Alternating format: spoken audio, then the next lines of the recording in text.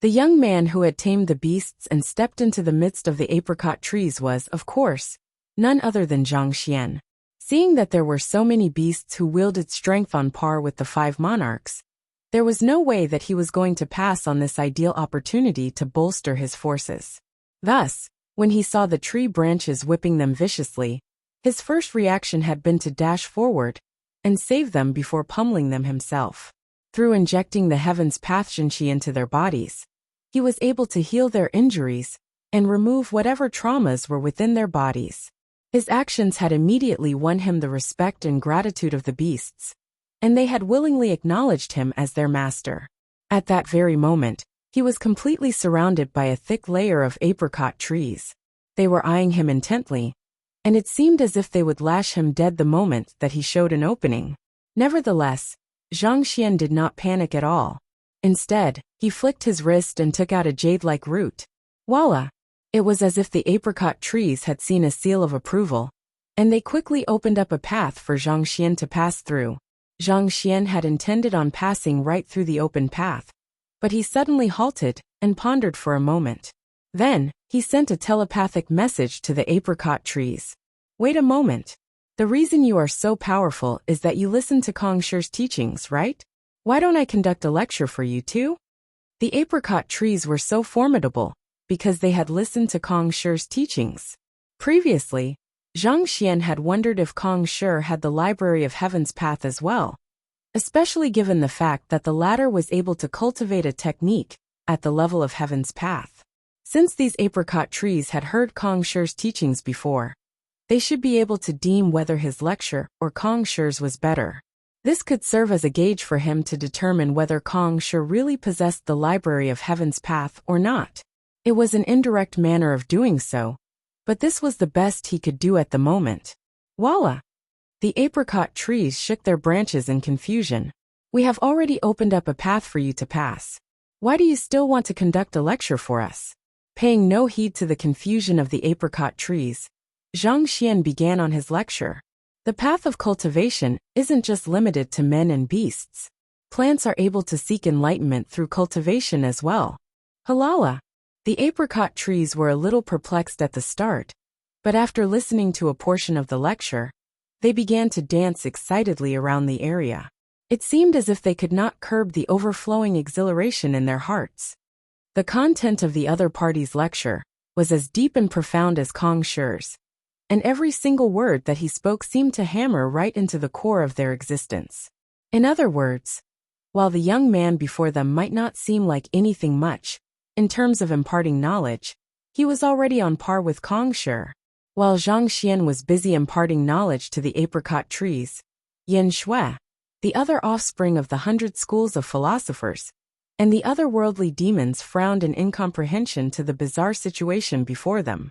They had expected that fellow to be whipped viciously once he stepped into the midst of the apricot trees, similar to what had happened with the beasts. Yet, contrary to their expectations, the apricot trees did not make a move on him at all. Instead, they seemed to have fallen into a daze.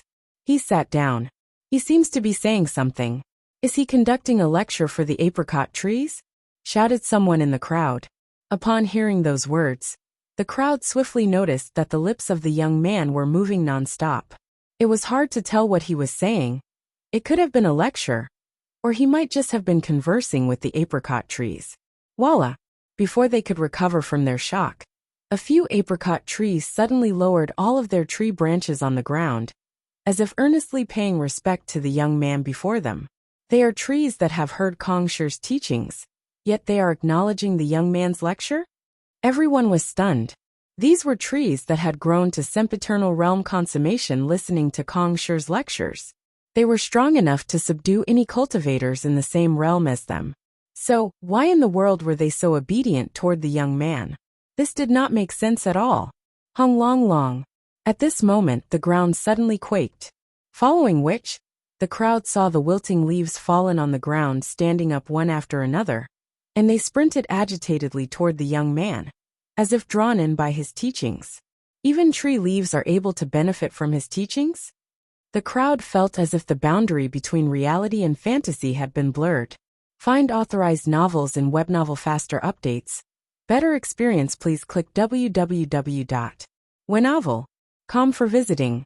It was one thing if trees were able to listen to his lecture. After all, Kong Shi had imparted his teachings there for many years.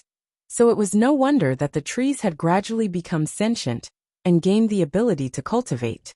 But those tree leaves, they were already half wilted, and they were on the verge of returning to the earth at any moment. Yet they were still able to run over to listen to the lecture. Was this not a little too exaggerated? A thought suddenly flashed across Yen Shui's mind as he exclaimed in astonishment. Wait a moment. These trees have already reached sempiternal realm consummation. So why would they still shed leaves? More importantly, why would these leaves wilt? Hearing those questions, the crowd behind was stunned. Indeed, if the tree was able to reach this level of cultivation, every single one of its branches and leaves was comparable to great sage artifacts. Be it spring, summer, autumn, or winter, the changing of the seasons would not be able to phase it at all. Perhaps the fallen leaves and their wilting might just be a natural process it follows. In other words, when spring comes, these leaves automatically return to the branches instead of growing out new ones. Yen Shui remarked deeply. Barely after he finished his words, the wilted leaves that were in the midst of listening to Zhang Xian's lecture suddenly shuddered a little, following which, they flew atop the branches of the apricot trees, and their yellowish exterior gradually returned to their former lush green. At the same time, the apricot trees seemed to have welcomed a new spring. A youth from the 100 schools of philosophers suddenly recalled something, and he gulped in shock. Dictum of absolute truth, decree to dictate spring and autumn. This is an ability that only Kong Shi possessed.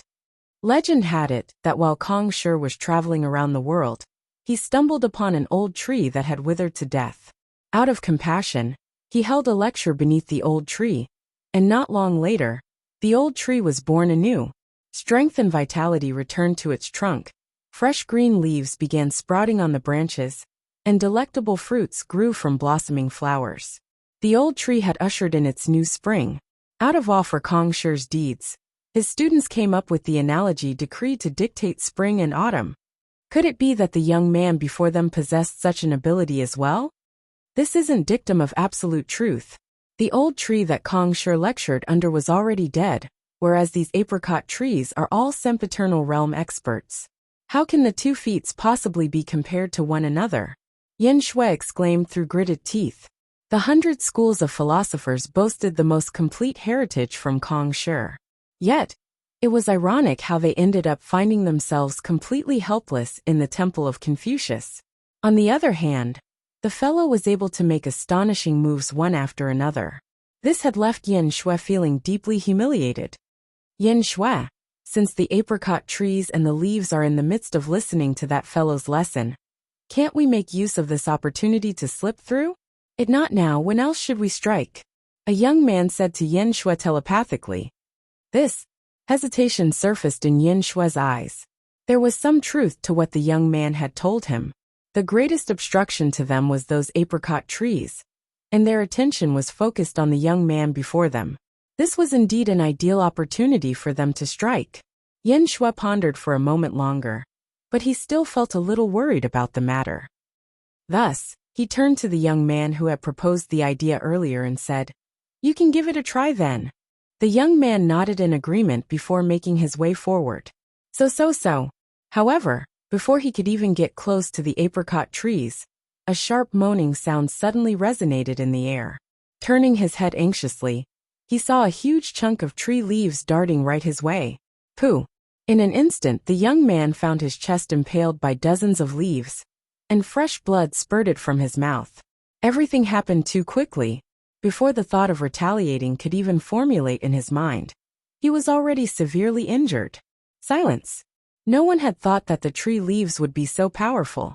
After witnessing the sight, no one in the area dared to step forward. Yen Shui's lips quivered in shock. For a very long time, he was unable to find any words. He had thought that it was an opportunity for them to strike. But who would have thought that the tree leaves would remain fully on guard, even while they were in the midst of listening to the fellow's lecture? It seemed like they were determined not to allow anyone to get past them. A wind. The crowd was plunged into silence.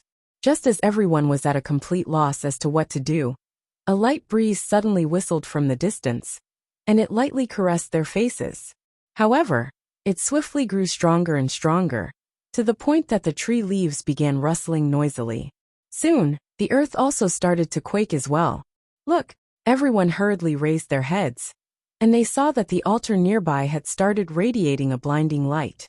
There seemed to be a figure floating quietly in the air, following which, a grand voice filled the air. This is the Empyrean resonance. It's finally here. Yen Shui's eyes lit up as his body trembled in agitation. This is one of the terms with layered meanings. To look at it in a simpler manner, dictate spring and autumn, simply means an ability so great that even the seasons bowed down to one's might.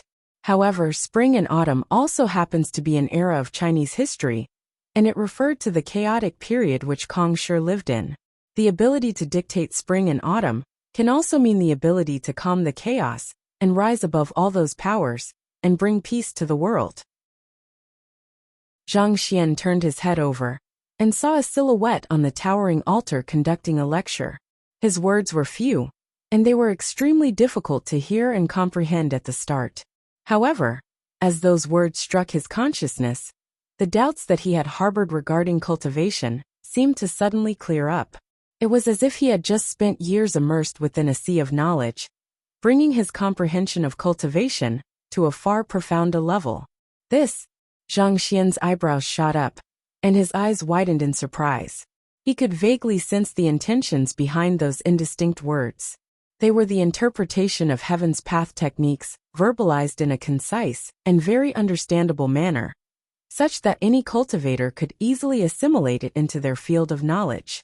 In imparting the wisdom contained within heaven's path techniques to others, it was clear that Kong Shi had achieved a far higher level than him. It was his belief that even though his cultivation was beneath Kong Shi, his ability to impart knowledge did not pale too much in comparison to the latter. However, upon hearing the words of the silhouette, he realized that they were not even standing on the same level at the very start. This is Kong Shi's simple words of profound wisdom. Luo Ruoxin's voice suddenly appeared beside Zhang Xian's ears. Turning around, Zhang Xian realized that Luo Ruoxin had come right beside him at some point in time. Simple words of profound wisdom? Zhang Xian repeated Luo Ruoxin's words with a hint of confusion in his voice. It's using the simplest words to depict the most profound logic. His ability to impart knowledge reached a level comparable to the teachings of heavens, Luo Ruoxin said. There's no denying that Kong Shi is a person of great talent, perhaps even surpassing you. Zhang Xian nodded in realization. Find authorized novels and web novel faster updates. Better experience, please click www.wenovel.com for visiting. The words spoken by the silhouette were simple, but they contained the deepest understanding of the world. They brought epiphanies to their listeners, making them aware of things that they had never even considered. The blue sky, the four seasons, so on, and so forth. There are many phenomena that are very natural to us, and we take them for granted. It's inevitable that we think that we know them very well, but when we try to explain why it is so, we find ourselves unable to verbalize them in a manner that's convincing and credible. This was similar to the case of heaven's path techniques. Beneath their deceptively simplistic exterior, they contained innumerable transformations and profound logic in order to overwhelm any opponent with apparent ease. Simplifying the profound had never been an easy task, and it would continue to trouble future generations of master teachers. Yet Kong Shi actually managed to do it. Finally making sense of what was going on, Zhang Xian suddenly recalled a certain matter, and he turned to the young lady beside him and asked, "How were you able to come here?" Even while he was imparting knowledge to the apricot trees, the latter would still attack whoever dared get close. How did Luo Ruoxin manage to come to his side? The phantasm left behind by Kong Shi has started its lecture, and those apricot trees and leaves have gone to listen, Luo Ruoxin explained with a smile. Only at that moment did Zhang Xian realize that the apricot trees, which had gathered respectfully around him a moment earlier, were already standing beneath the towering altar. They swayed ceaselessly along with the slight breeze, and it was hard to tell whether they were shaking out of agitation or twitching. Zhang Xian felt a suffocating sensation in his chest. In the past, it had always been those who listened to his lecture that became uninterested in the lectures of others. But this time around, the tables had turned. Even after the long lecture that he had conducted, the apricot trees and leaves still left him for a couple of words from Kong Shi. Walala. Just as Zhang Xian was feeling a little uncomfortable on the inside, the otherworldly demons and 100 schools of philosophers in the area suddenly rushed forward and sat down on the round cushions in front of the towering altar. Is this the opportunity that they have been waiting for?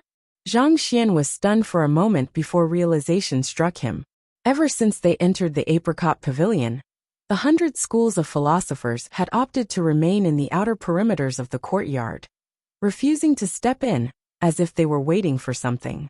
From the looks of it, they had been waiting for Kong Shi to begin his lecture. While the altar where Kong Shi imparts his teachings from is made out of ordinary materials, years of Kong Shi's lectures blessed the altar with his spirit and power, forming some kind of phantasm, Luo Ruoxin explained.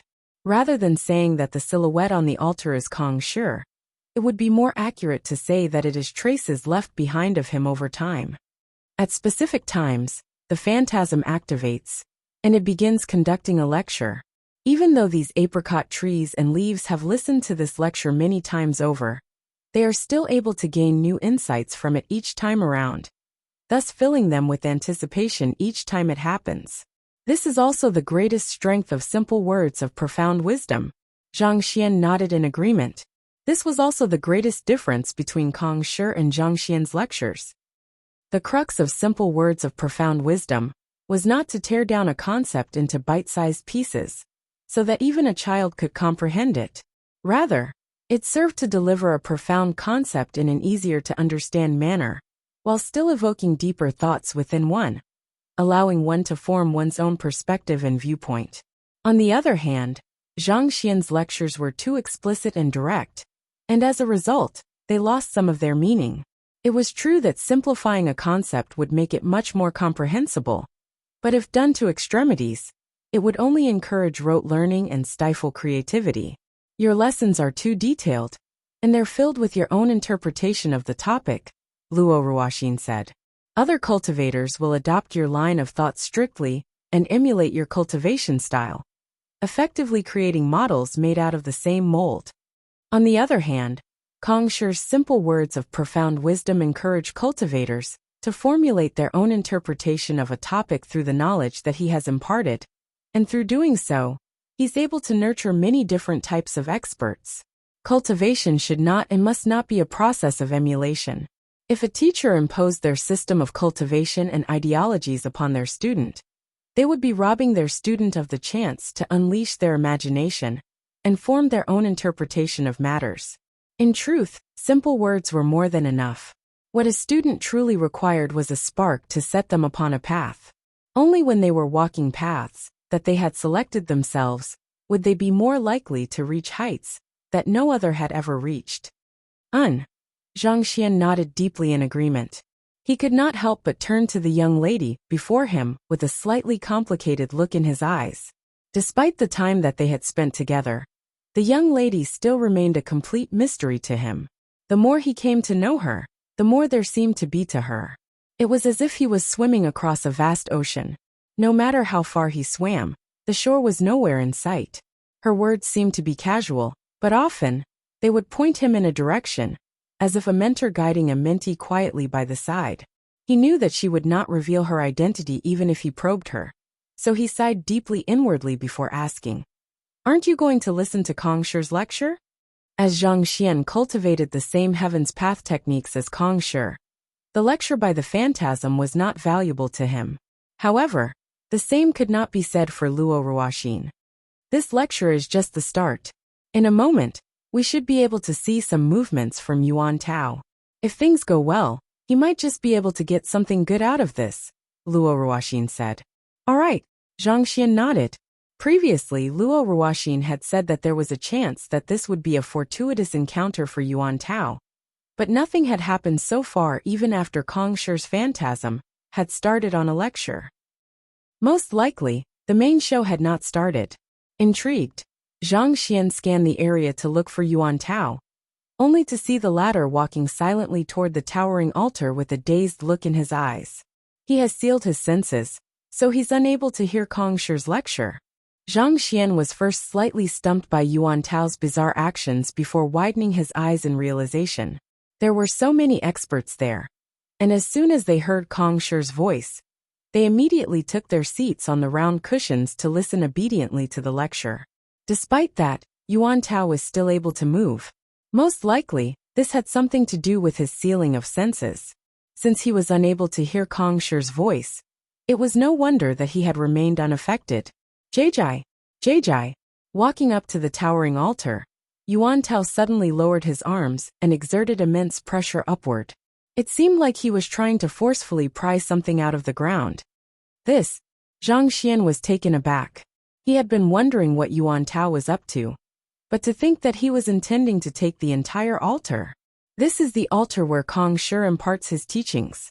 It has long surpassed mortality, so ordinary Jinshi won't be able to phase it, Luo Ruoxin said. As one who possesses the emperor bloodline, Yuan Tao boasts astonishing strength even without the augmentation of Jinshi. There's no better candidate than him to move the altar. As long as one is able to take this altar away, through Kong Shi's phantasm, one will be able to produce generations of experts with ease. Walala! Yuan Tao's strength poured forth, and under the tremendous might propping it up, the towering altar shook non-stop. Eventually, it began to budge and rise from the ground. Wang, seeing the altar being plucked off the ground, sent the apricot trees into a rage. In an instant, branches and leaves shot forth to strike down Yuan Tao. This is bad. Zhang Xian's face warped in horror. He had witnessed the prowess of the apricot trees and their leaves earlier. Even he would have sustained severe injuries if he was struck, let alone Yuan Tao, whose cultivation was far lower than his. Zhang Xian wanted to dash forward to save him, only to be stopped by a tug on his wrist. Turning his head, he saw Luo Ruoxin shaking her head at him. He was deeply conflicted within, but he knew that Luo Ruoxin had her reasons for stopping him. Trusting her, he chose to suppress his worries and watch how the situation unfolded. The branches and leaves had already arrived by Yuan Tao's side at that moment. In response to their assault, a light hum echoed from Yuan Tao's body, as he seemed to have activated some kind of defensive barrier. A warm glow wrapped itself around his body and materialized in the form of light armor. The armor was not too thick, but no matter how the branches and leaves struck the armor, they were unable to penetrate it. Is that the panoply of golden words of the ancient sages? Zhang Xian's eyes lit up. He had heard of this before. Similar to the golden warriors of Mentor's calligraphy, the panoply of golden words was a kind of manifestation of an ancient sage's power in the form of armor that was impenetrable by anyone beneath ancient sage. It seemed like the experts from the 100 schools of philosophers had foreseen the dangers in retrieving the altar, so they had prepared such a trick in order to protect Yuan Tao. Pipa. However, under the furious lashing of the apricot trees, the panoply of golden words shrouding Yuan Tao gradually faded. It was ultimately still a manifestation of energy, so it would eventually be depleted, especially when placed under furious assault. Rise. Even though Yuan Tao's sixth senses were sealed, which made it nigh impossible for him to perceive his surroundings, he was still somehow able to sense the aggression launched against him. With a furious roar, he pushed his strength to its very limits. Xiong. The emperor bloodline coursing through his body ignited, and the avatar of a for visiting.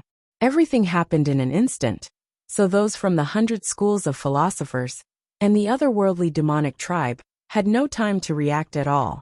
Before anyone could make a move, the phantasm was struck right into Yuan Tao's glabella. There was a brief moment of absolute silence before a huge commotion broke out in the area. What the heck are you doing?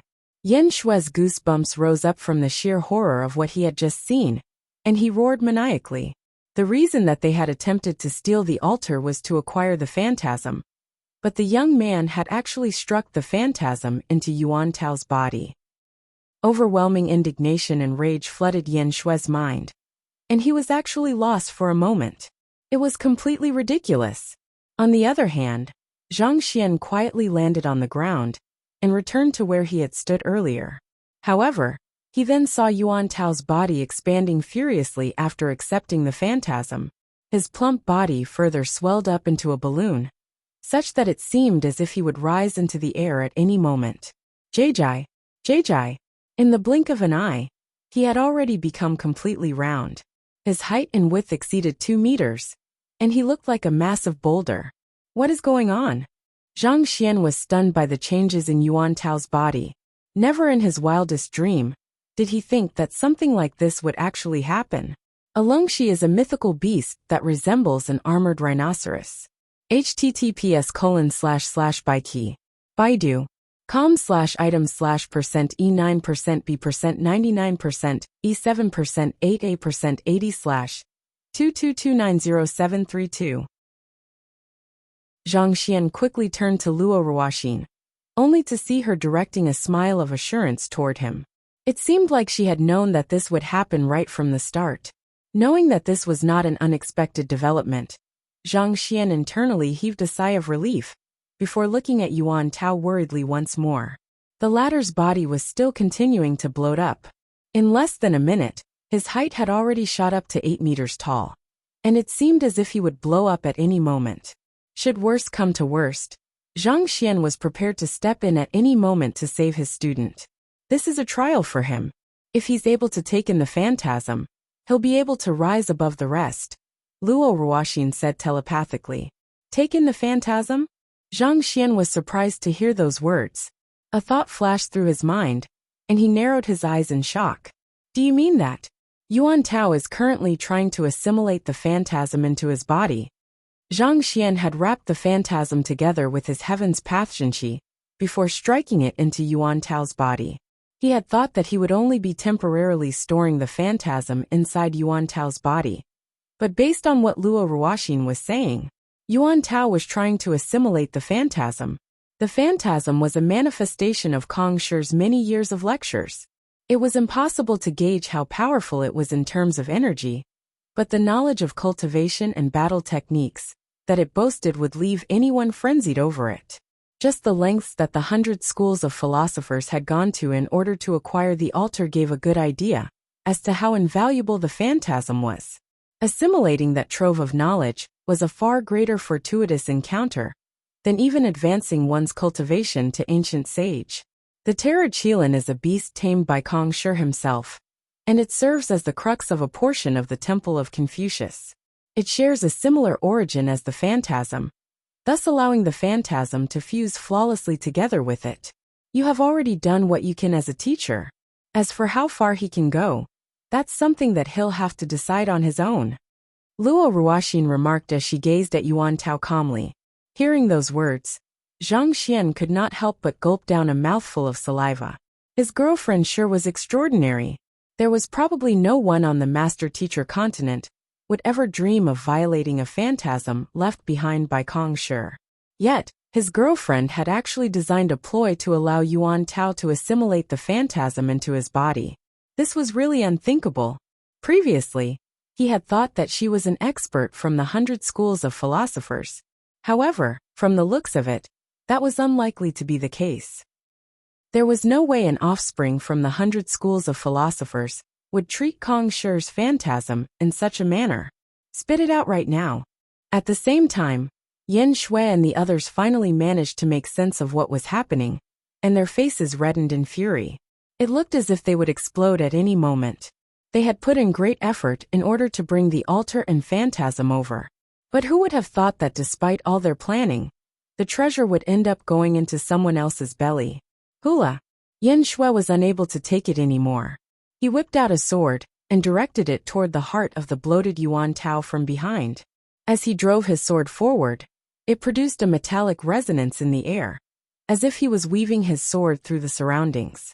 With each movement of his sword, it seemed to gain greater strength and speed, as if the very world was augmenting his swordsmanship. Despite his young age, it seemed like he had comprehended sword quintessence. And just like Zhang Xian, it seemed like he had grasped at least 2 of them. Humph! Witnessing Yin Shue's attack, Zhang Xian's eyebrows shot up, and he harumphed coldly. He drew the Dragonbone Divine Spear and darted in front with a swift flit, appearing behind his student in an instant. Raising his arm, he pushed the spear forward with astounding momentum. With Zhang Xian's soul cultivation having reached intuitive impulse realm consummation, he was already able to stand toe-to-toe with sempiternal realm consummation cultivators without a problem. Ding ding ding ding. The tip of his spear met Yin Shue's blade. In the blink of an eye, they collided with one another multiple times. A frightening shockwave rippled into the surroundings, crushing everything in its path. Even space seemed to be creaking under barrage of attacks as small dimension rifts appeared in the area. Zhang Xian, do you know what you are doing? Without Kong Shi's phantasm sealing the area, the entire Temple of Confucius will lose its grounding. This space will swiftly be struck by a space-time turbulence, and we could be permanently stuck in the rifts of space-time, unable to return to reality. Yin Shui bellowed furiously as he launched frenzied assaults one after another.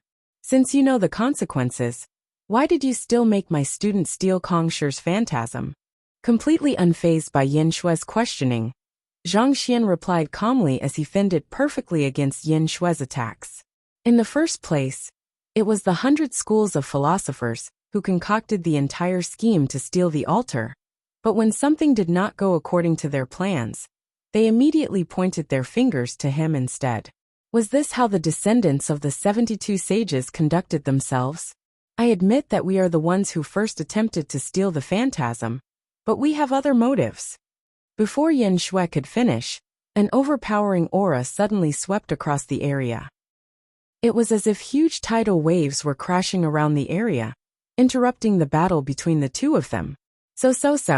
Both Zhang Xian and Yin Shui were forced to part and retreat a far distance away from one another.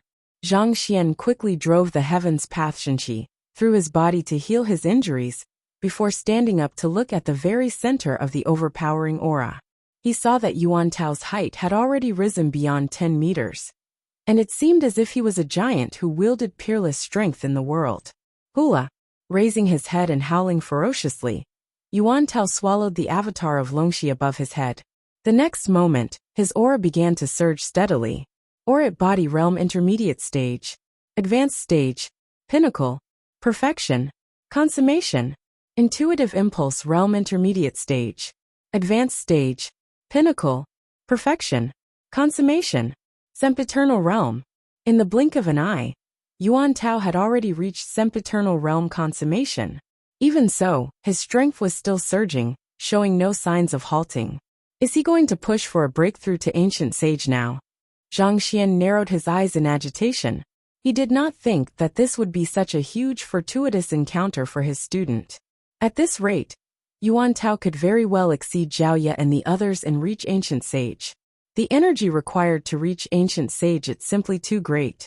His accumulation is too low at the moment, so it'll be hard for him to do so. Luo Ruoxin shook her head with a deep look in her eyes. Furthermore, the Aeon of Ancient Sage is required in order to push for a breakthrough, and there isn't such a thing here. Don't worry, I am here. Knowing that this was a rare opportunity for his student, there was no way that he would allow this chance to slip through his fingers. Without any hesitation, he flicked his finger and sent a jade bottle toward Yuan Tao. Tzizi. As soon as the jade bottle came before Yuan Tao, its cap opened, and crimson droplets flowed into his mouth. Before long, tremendous energy was coursing through Yuan Tao's body, granting him the strength that he required to push for a higher realm. Blood of the Ancient Sages. Fortunately, he had acquired quite a few droplets of Ancient Sage blood after scheming against the Ancient Sage from the 100 schools of philosophers. This was the ideal situation to use them. At the same time, he opened the canvas of 4 seasons and allowed the Aeon of Ancient Sage to flow out into the surroundings. Kacha!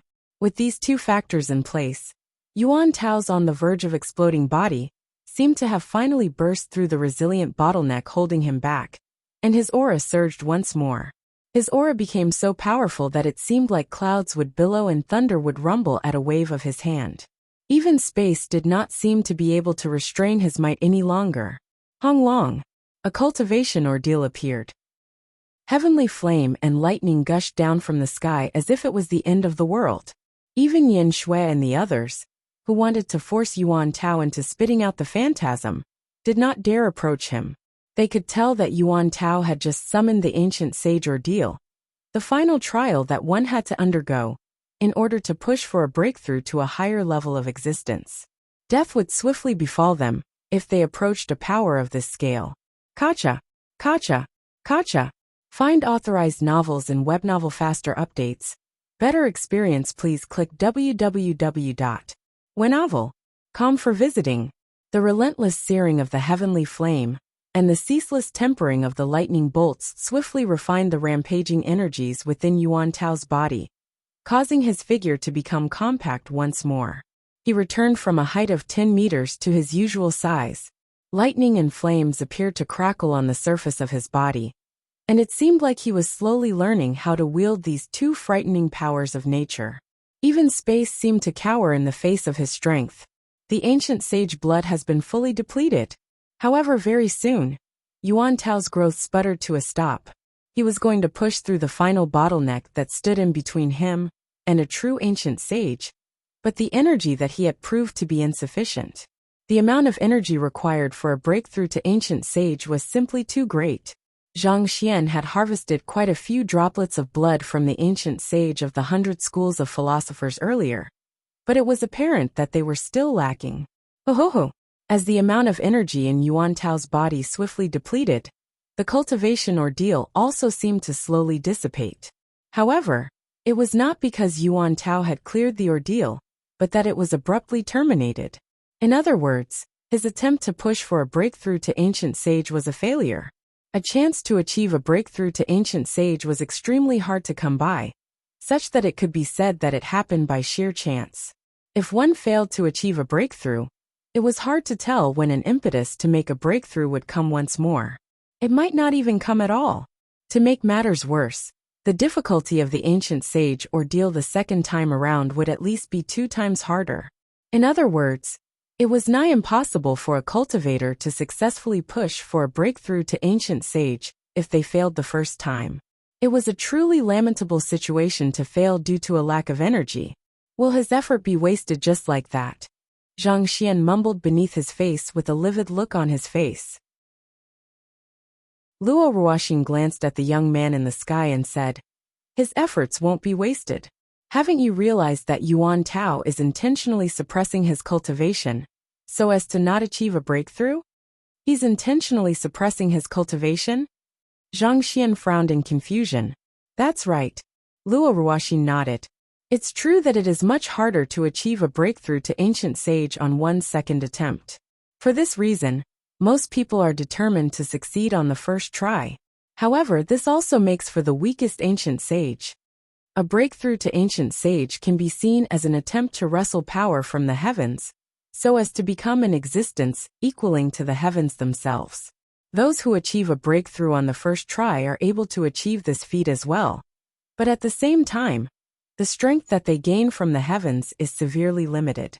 The very attempt to oppose the heavens is a good opportunity to temper one's power and refine one's use of energy. Subsequent attempts to overcome the ancient sage ordeal do become much harder, but if one can pull through, it makes the future progression of one's cultivation much easier. Is it similar to Kong Shi's superior breakthrough method to Great Sage? Is it some form of trial as well?" Zhang Xian asked. There was the Saint Ascension decipher to achieve a breakthrough to sainthood, as well as a superior breakthrough method to reaching Great Sage. They were much harder ways to push for a breakthrough, but those who succeed would attain power far greater than their peers. Could there be something similar for ancient sage as well? Luo Ruoxin placed her hand behind her back as she looked into the distance with deep eyes. You could put it that way. Pushing for a breakthrough to ancient sage is similar to having a huge tidal wave washing away the sand within one's body. The more times one confronts the ancient sage ordeal, the finer and more condensed one's jinqi will become. During his breakthrough, Kong Shi held himself back 3 times when he was on the verge of breakthrough to ancient sage, and it was only on the 4th time that he finally succeeded. That was also how he managed to rise as the world's teacher, becoming an existence that rivaled the world. Even though it might seem like Yuan Tao has failed to push for a breakthrough to ancient sage, his physical body has successfully assimilated the power of the ancient sage blood. In other words, he already possesses the body of an ancient sage. While he isn't a true ancient sage yet, the power that he wields is already sufficient to deal with nascent ancient sages. This, Zhang Xian was taken aback. Find authorized novels in webnovel faster updates. Better experience, please click www.wenovel.com for visiting. It was already plenty impressive that Yuan Tao wielded strength comparable to nascent ancient sages despite still being at sempiternal realm consummation. Yet, Kong Shi had actually held himself back 3 times before finally pushing for a breakthrough to ancient sage. If so, how powerful could he have been? There was no cultivator in the world who did not desire to surpass their limits and become an existence that towered above the heavens. Yet, Kong Shi had been able to overcome such temptation and calmly temper himself before finally surpassing his limits. From that, it could be seen that his mental resilience was extraordinary. It was no wonder that he had led mankind to prosperity, even though Zhang Xian did not harbor the reverence that those of the master-teacher continent had toward Kong Shi. He had to say that he was filled with respect for the latter. Zhang Xian suddenly froze on the spot. Wait a moment. There shouldn't be too many people who knew about this secret, right? Why would Yuan Tao do it? It was likely that not even Yang Shi nor Sword Saint Xing and the others were aware of this fact. Knowing that Luo Ruoxin likely originated from some incredible power, it was not too surprising for her to be aware of all this. However, Yuan Tao had followed him from the Tianxian kingdom, so how did he know it as well? The temptation to reach ancient sage was incredible. If one did not have such knowledge in advance, it was unlikely that one would take a gamble and forsake what could be said to have been their only chance to achieve a breakthrough. He has assimilated Kong Shi's phantasm, so his understanding of cultivation probably surpasses even the 72 sages at this point, Luo Ruoxin explained. It's just that assimilating the phantasm makes one very susceptible to being influenced by Kong Shi. And that would be extremely disadvantageous to your growth. Otherwise, I would have had you assimilate the phantasm instead. Hearing those words, Zhang Xian could not help but shake his head bitterly. Disadvantageous to my growth? He had known that if he could make a breakthrough to ancient sage, there was hardly anyone in the world who would have been able to pose a threat to him. By then, what would he have to worry about growth? You are a celestial master teacher as well, and you are destined to walk a different route from Kong Shi. If you attempt to walk his route, all you will become is another one of the 72 sages. You would never be able to surpass him, Luo Ruoxin said calmly. Zhang Xian pondered for a moment before nodding. To surpass the predecessors, one had to first denounce their path. If all one could do was emulate the actions of the predecessors, it would only eventually lead to stagnation.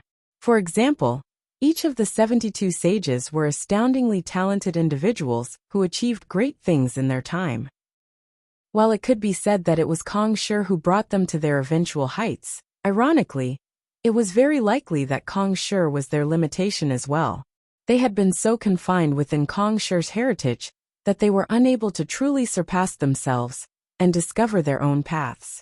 In fact, this could also be why the 100 schools of philosophers was unable to surpass their founders. At the same time, to cast away one's heritage and attempt to search for one's own path could be considered an act of lunacy. It was a heritage that guaranteed a path to greatness, and casting it aside could condemn one to a life of mediocrity. Ultimately, surpassing one's predecessors was an act easier said than done.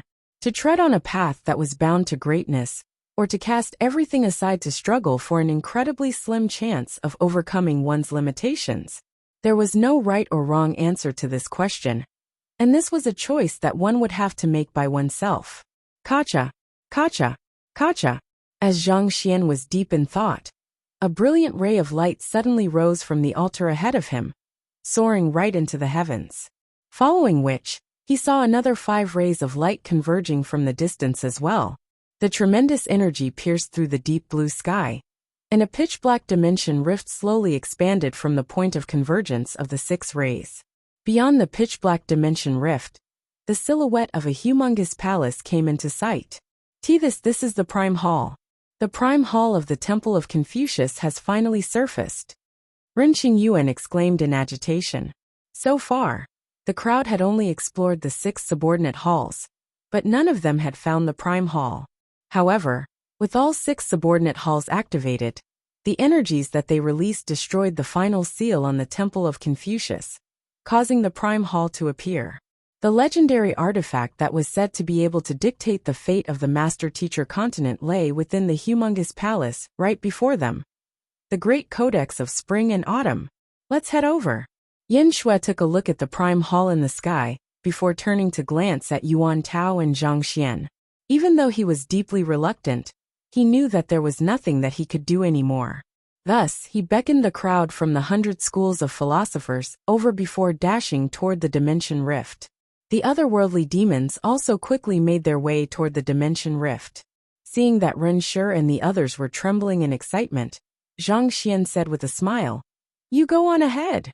He knew that there was still some time before the entrance of the Prime Hall would be opened, so he was in no hurry to head over.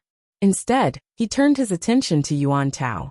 At this point in time, his student had already reinforced his cultivation, and the ancient sage ordeal had fully retreated as well. "Teacher." Opening his eyes, Yuan Tao felt the strength coursing through his body, and he could not help but tremble in agitation. He swiftly walked up to his teacher and kneeled before him. His 6 senses had initially been sealed, but the seal had broken as soon as he took the phantasm into his body. He knew that it was all thanks to his teacher's help that he possessed his current strength. Zhang Xian nodded in satisfaction. This was truly a huge fortuitous encounter for Yuan Tao.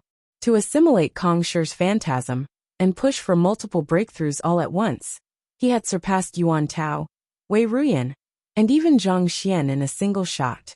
Even though you possess the physical body of an ancient sage, your state of mind and soul are still slightly lacking. I have a cultivation technique and Bodhi fruit over here that will do you much good, Zhang Xian said as he passed the Bodhi fruit over. While Yuan Tao had inherited Kong Shi's phantasm, he still had to temper his state of mind a step at a time. Yes, taking the Bodhi fruit, Yuan Tao quickly swallowed it, and the next moment, he could feel his state of mind swiftly reinforcing itself. Had it been Zhaoye or Wei Ruyan, they would still have had to make some preparations and condition their bodies before consuming the Bodhi fruit. However, possessing the body of an ancient sage, Yuan Tao did not have such concerns. After dealing with Yuan Tao, Zhang Xian brought Zhaoye, Wei Ruyan, Luo Qiqi, and the others out from his myriad ant-hive nest. The Prime Hall has opened. Do you want to follow me to search for more fortuitous encounters, or continue cultivating here? This was the first time that the Prime Hall of the Temple of Confucius had opened in dozens of millennia, and it was likely filled with both risks and opportunities. Even though he was their teacher, he felt that he should entrust the choice to them. I wish to enter the Prime Hall to take a look, Zhaoye said firmly. Me too, the other 2 replied in unison. Meanwhile, Luo Ruoxin shot a glance over when she saw Luo Qiqi coming out of Zhang Xian's myriad ant-hive nest, and an inconspicuous frown crept onto her forehead. However, she chose not to say a word. Noting the slight frown on the young lady's face, Zhang Xian's eyebrows shot up in realization. He quickly rushed over and frantically explained, I met her earlier in the Hall of Lull, so I brought her and Wei Ruyan out together. Let's go. However, completely nonchalant to Zhang Xian's explanation, Luo Ruoxin took the lead and headed to the Prime Hall first. Bewildered by Luo Ruoxin's reaction, Zhang Xian quickly followed behind her. The exterior of the Prime Hall was much grander than that of the subordinate halls. At that moment, the massive square in front of the Prime Hall was already completely filled with people. Most of the experts who had been trapped in certain dimensions for one reason or another had made their way there, thus forming a crowd that numbered several thousand. Even if they were unable to enter the Prime Hall, it would not have been a waste of a trip if they got to witness the mystical abilities of the Great Codex of Spring and Autumn. Master, I have already regained my memories, The 6 subordinate halls have to be opened in order for the gateway to the prime hall to surface. Little Amulet's voice sounded in Zhang Xian's mind. I can get you in, but not now. The prime hall has yet to fully open. I see. Seeing that the useless amulet had only managed to regain its memory after everything was in place, Zhang Xian shook his head helplessly. He walked up to Luo Ruoxin, and upon seeing that the latter's face was still as cold as ice, he shuddered a little as he tried to explain the situation. That's really not it. We only met by coincidence. Luo Ruoxin turned to look at Zhang Xian, but just as she was about to speak, an excited voice sounded by the side. Zhang Shi, I knew that you would be here. Following which, a figure excitedly rushed up to him. Fei, you're here as well. Luo Qiqi's eyes lit up as she quickly walked toward the approaching figure. It was none other than her good friend, the princess of the Huanyu Empire, Yu Fei. Spotting Luo Qiqi as well, Yu Fei gave her a warm hug and said in gratitude, I already know that Ji Laosher took me in as his student because of you. She was only a small princess of the Huanyu Empire. To be able to catch the eye of Elder Ji Ruochen of the Master Teacher Pavilion headquarters, and even be accepted as her direct disciple. It went without saying that her good friend, the little princess of the Luo clan, had played a part in that. Otherwise, even if she was truly talented, there was no way that she would have been able to catch the eye of the upper echelons of the Master Teacher continent from where she was. There's no need to stand on ceremony, Luo Qiqi replied with a smile. They swiftly caught up with one another before Yu Fei turned to look at Zhang Xian with a smile. Her voice sounded firm and resolute as usual, but there was a hint of conflict that one could sense from her tone. Zhang Shi, it has been quite a while since we last met. She harbored some feelings for the young man before her, but she had already heard of what happened with Luo Qiqi, and that made her acutely aware that the two of them did not have a future together. She felt indignant, and she was reluctant to accept the truth as well. However, she was a prideful person, and she was not one to demean herself and cling to someone. Thus, she chose to put on a bright smile and greet the young man like normal. Yeah, it has been a while. Zhang Xian scratched his head as he turned to Luo Ruoxin awkwardly. Look, it really is a coincidence. Luo Ruoxin shot a glance at the young man before her, who was flustered from trying to explain himself, but was unable to find the proper words to do so, and her lips curled up slightly. Without saying anything, she continued looking ahead. Unknowingly, the square in front of the Prime Hall was already divided into 4 clear factions. The Master Teacher Pavilion and the major clans of the Master Teacher continent formed one faction. The 100 School of Philosophers formed one faction, the otherworldly demons formed one faction, and those of the Beast tribe formed the final faction. The members of each faction were grouped close together, eyeing those of the other factions warily. Zhang Xian closed his eyes and carefully perceived the surroundings. It was vague, but he could certainly feel numerous powerful auras hidden in the surroundings. Most likely, the reason that a delicate peace could be constructed between the 4 powers was due to the ancient sages restraining one another.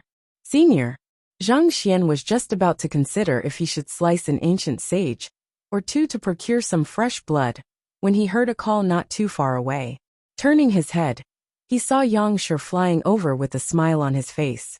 You have achieved a breakthrough to ancient sage. Zhang Xian was stunned for a moment, before his eyes lit up in agitation. The aura coming from the elder before him was as vague as ever, making it hard for one to gauge the depth of it. At first glance, it seemed like the other party was only slightly above him, but when he attempted to take a closer look, he realized that he was gazing into a boundless ocean. No matter how he looked at it, it seemed like there was no end to his strength. Without a doubt, it was apparent that this junior of his had stumbled upon some kind of fortuitous encounter, thus becoming the first cultivator to have successfully reached ancient sage. I had good luck, Yang Shi remarked with a light smile. There's no such thing as luck in cultivation, Zhang Xian replied. Yang Shi had long reached sempiternal realm consummation, and the reason that he had been traveling around the world was to find the aeon of ancient sage, the final impetus required for him to achieve a breakthrough to ancient sage. It was due to his previous accumulation that he had been able to grasp the opportunity when it finally knocked on his door. "Everyone!" A crisp, clear voice suddenly echoed in the air. The crowd quickly turned their heads over and saw an elderly man standing in the air in front of the Prime Hall. "It's an ancient sage from the 100 Schools of Philosophers." The elderly man was wearing clothes identical to the 100 Schools of Philosophers, so there was no question of which faction he belonged to.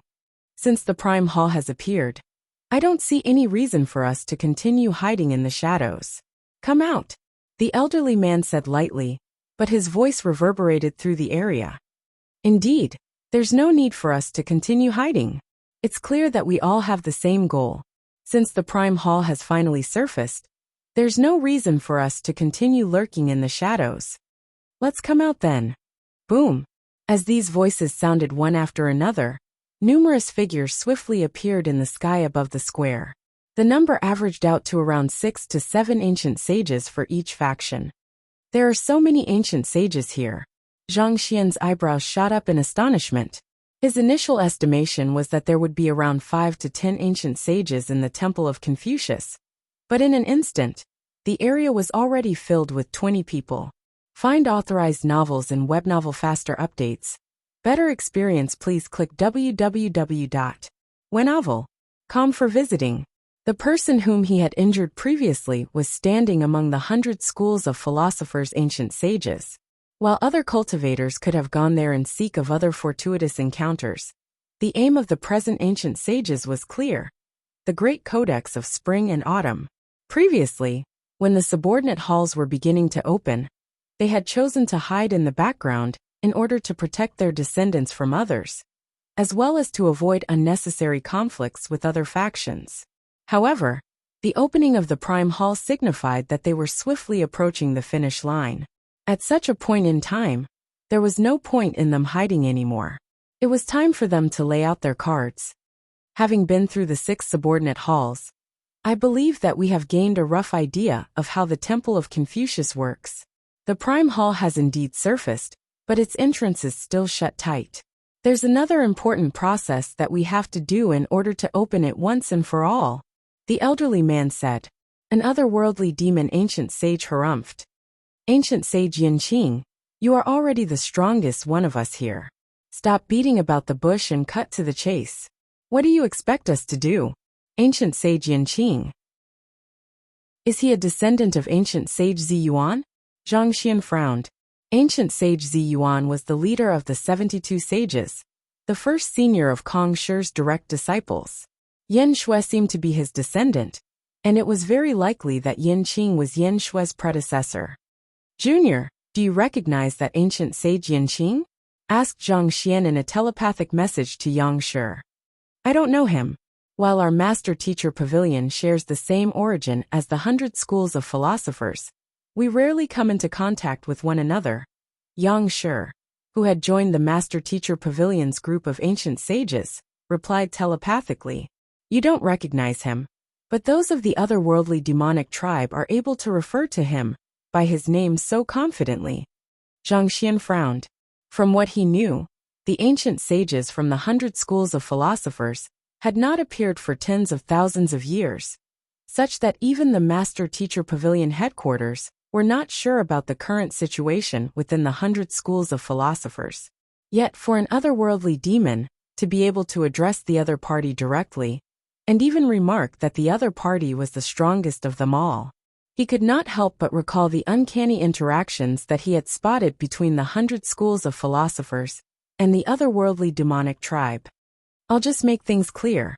Since we are all here, I expect to get a share as well. So far, our beast tribe hasn't managed to obtain anything from the subordinate halls. If you wish to leave us behind, I can only say that you should be prepared to face our wrath." A massive beast from the beast tribe uttered coldly. This beast had also reached ancient sage, and the space around him seemed to be oddly firm. "White Overlord, please calm down. The reason that I had everyone come out is to discuss the allocation of the slots for entry into the Prime Hall. As for what kind of fortuitous encounters those who enter will find within, that will depend on their own skills and luck," Ancient Sage Yinqing said with a smile. "Ziyuan, real name Yin Hui, was Confucius' most favored disciple. He's one of the most revered figures in Confucianism, such that his figure can be seen in Confucian temples. Alright, I'll listen to you what you have to say. However, I'll make things clear first. We of the Beast Tribe want at least 2 slots. If you can't satisfy our demand, you can be assured that we'll lay waste to everything here. The beast known as the White Overlord sneered coldly. The original body of the beast was a white fox that spanned a length of 10 meters. Even without exerting any strength, its very presence seemed to send shudders through space. If it really went berserk, it was likely that it could bring massive devastation upon at least half of the crowd in the square. To ask for 2 slots right from the start, don't you think you are being a little too greedy? A middle-aged man floating above the Master-Teacher Pavilion headquarters sneered back. So what? The White Overlord turned to look at the middle-aged man, and a malicious air burst forth from it, jolting onlookers' souls. From the looks of it, it seemed like it was exceptionally skilled in soul offense. Try it then. Let's see if the sword in my hand agrees with that. If I recall correctly, a predecessor of our Zhang clan, Zhang Yu, single-handedly subdued 9 of your ancient sages with his sword 20 millennia ago. The middle-aged man scoffed. Let's see if I can achieve what he did today. Zhang clan? So he's the ancient sage of our Zhang clan. Zhang Xian's eyebrows shot up. Even though the ancient sage of the Zhang clan had helped him previously, while they were outside the Hall of Great Accomplishment, he had not met the other party in person. He knew that the other party was a very forthright person, but who would have thought that he would actually be able to stand on equal ground with the strongest ancient sage of the Beast Tribe? Taking a closer look at the middle-aged man, he saw that the other party was dressed in a green robe, and he had eyebrows shaped like crescent blades. Other than a sword hanging by his waist, there were no ornaments to him. Yet despite his seemingly ordinary appearance, he wielded strength that no one would dare to snub. He's the last ancient sage of the Zhang clan, Zhang Hongtian. A man of great talent, he achieved a breakthrough to ancient sage at a very young age. At the same time, he has a carefree and righteous personality. He abhors evil to an extreme extent, such that he will never hesitate to stand up in the face of injustice. He was still very young when the aeon of ancient sage first began fading from the world, and he should have been able to spend his youth happily and without much worry. However, he still made the choice to hibernate, so that he would be able to protect mankind for as long as he could. Yang Shi sent a telepathic message to Zhang Xian, explaining the background of the ancient sage of the Zhang clan. Rumor had it that the ancient sage had only been in his early 500s when he achieved a breakthrough to ancient sage.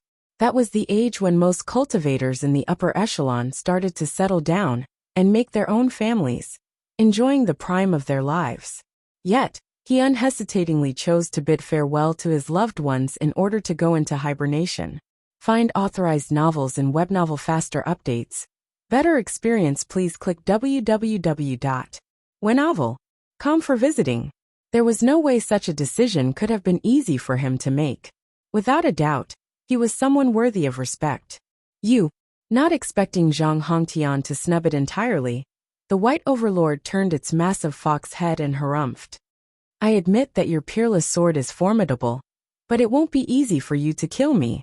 And as long as you fail to kill me, you can be certain that I'll hunt down every single member of your Zhang clan. I sure do want to see how many of your descendants you will be able to protect. Ha ha ha. Sure, be my guest. If I recall correctly, there are quite a few communities of white foxes around, and you have a fair number of descendants as well. Touch a single offspring of my Zhang clan, and I'll slay 10 of your foxes. Kill 10 offspring of my Zhang clan, and I'll massacre your entire race. Zhang Hongtian scoffed with his back straightened. You lunatic. You dare. The White Overlord roared with its teeth gritted tightly together. Try me then. I, Zhang Hongtian, have never feared doing anything ever since I started cultivating. Try asking that lot. Zhang Hongtian spat calmly, as he tilted his head toward the otherworldly demon ancient sages. Humph! The otherworldly demon ancient sage, who had spoken earlier, harumphed coldly in displeasure. That's probably old geezer you. Zhang Xian was able to vaguely recognize the other party from that harumph. He had already found the other party's voice familiar, what they were dealing with ancient sage Yanqing. But it was only upon hearing Zhang Hongtian's words that he finally put the two together.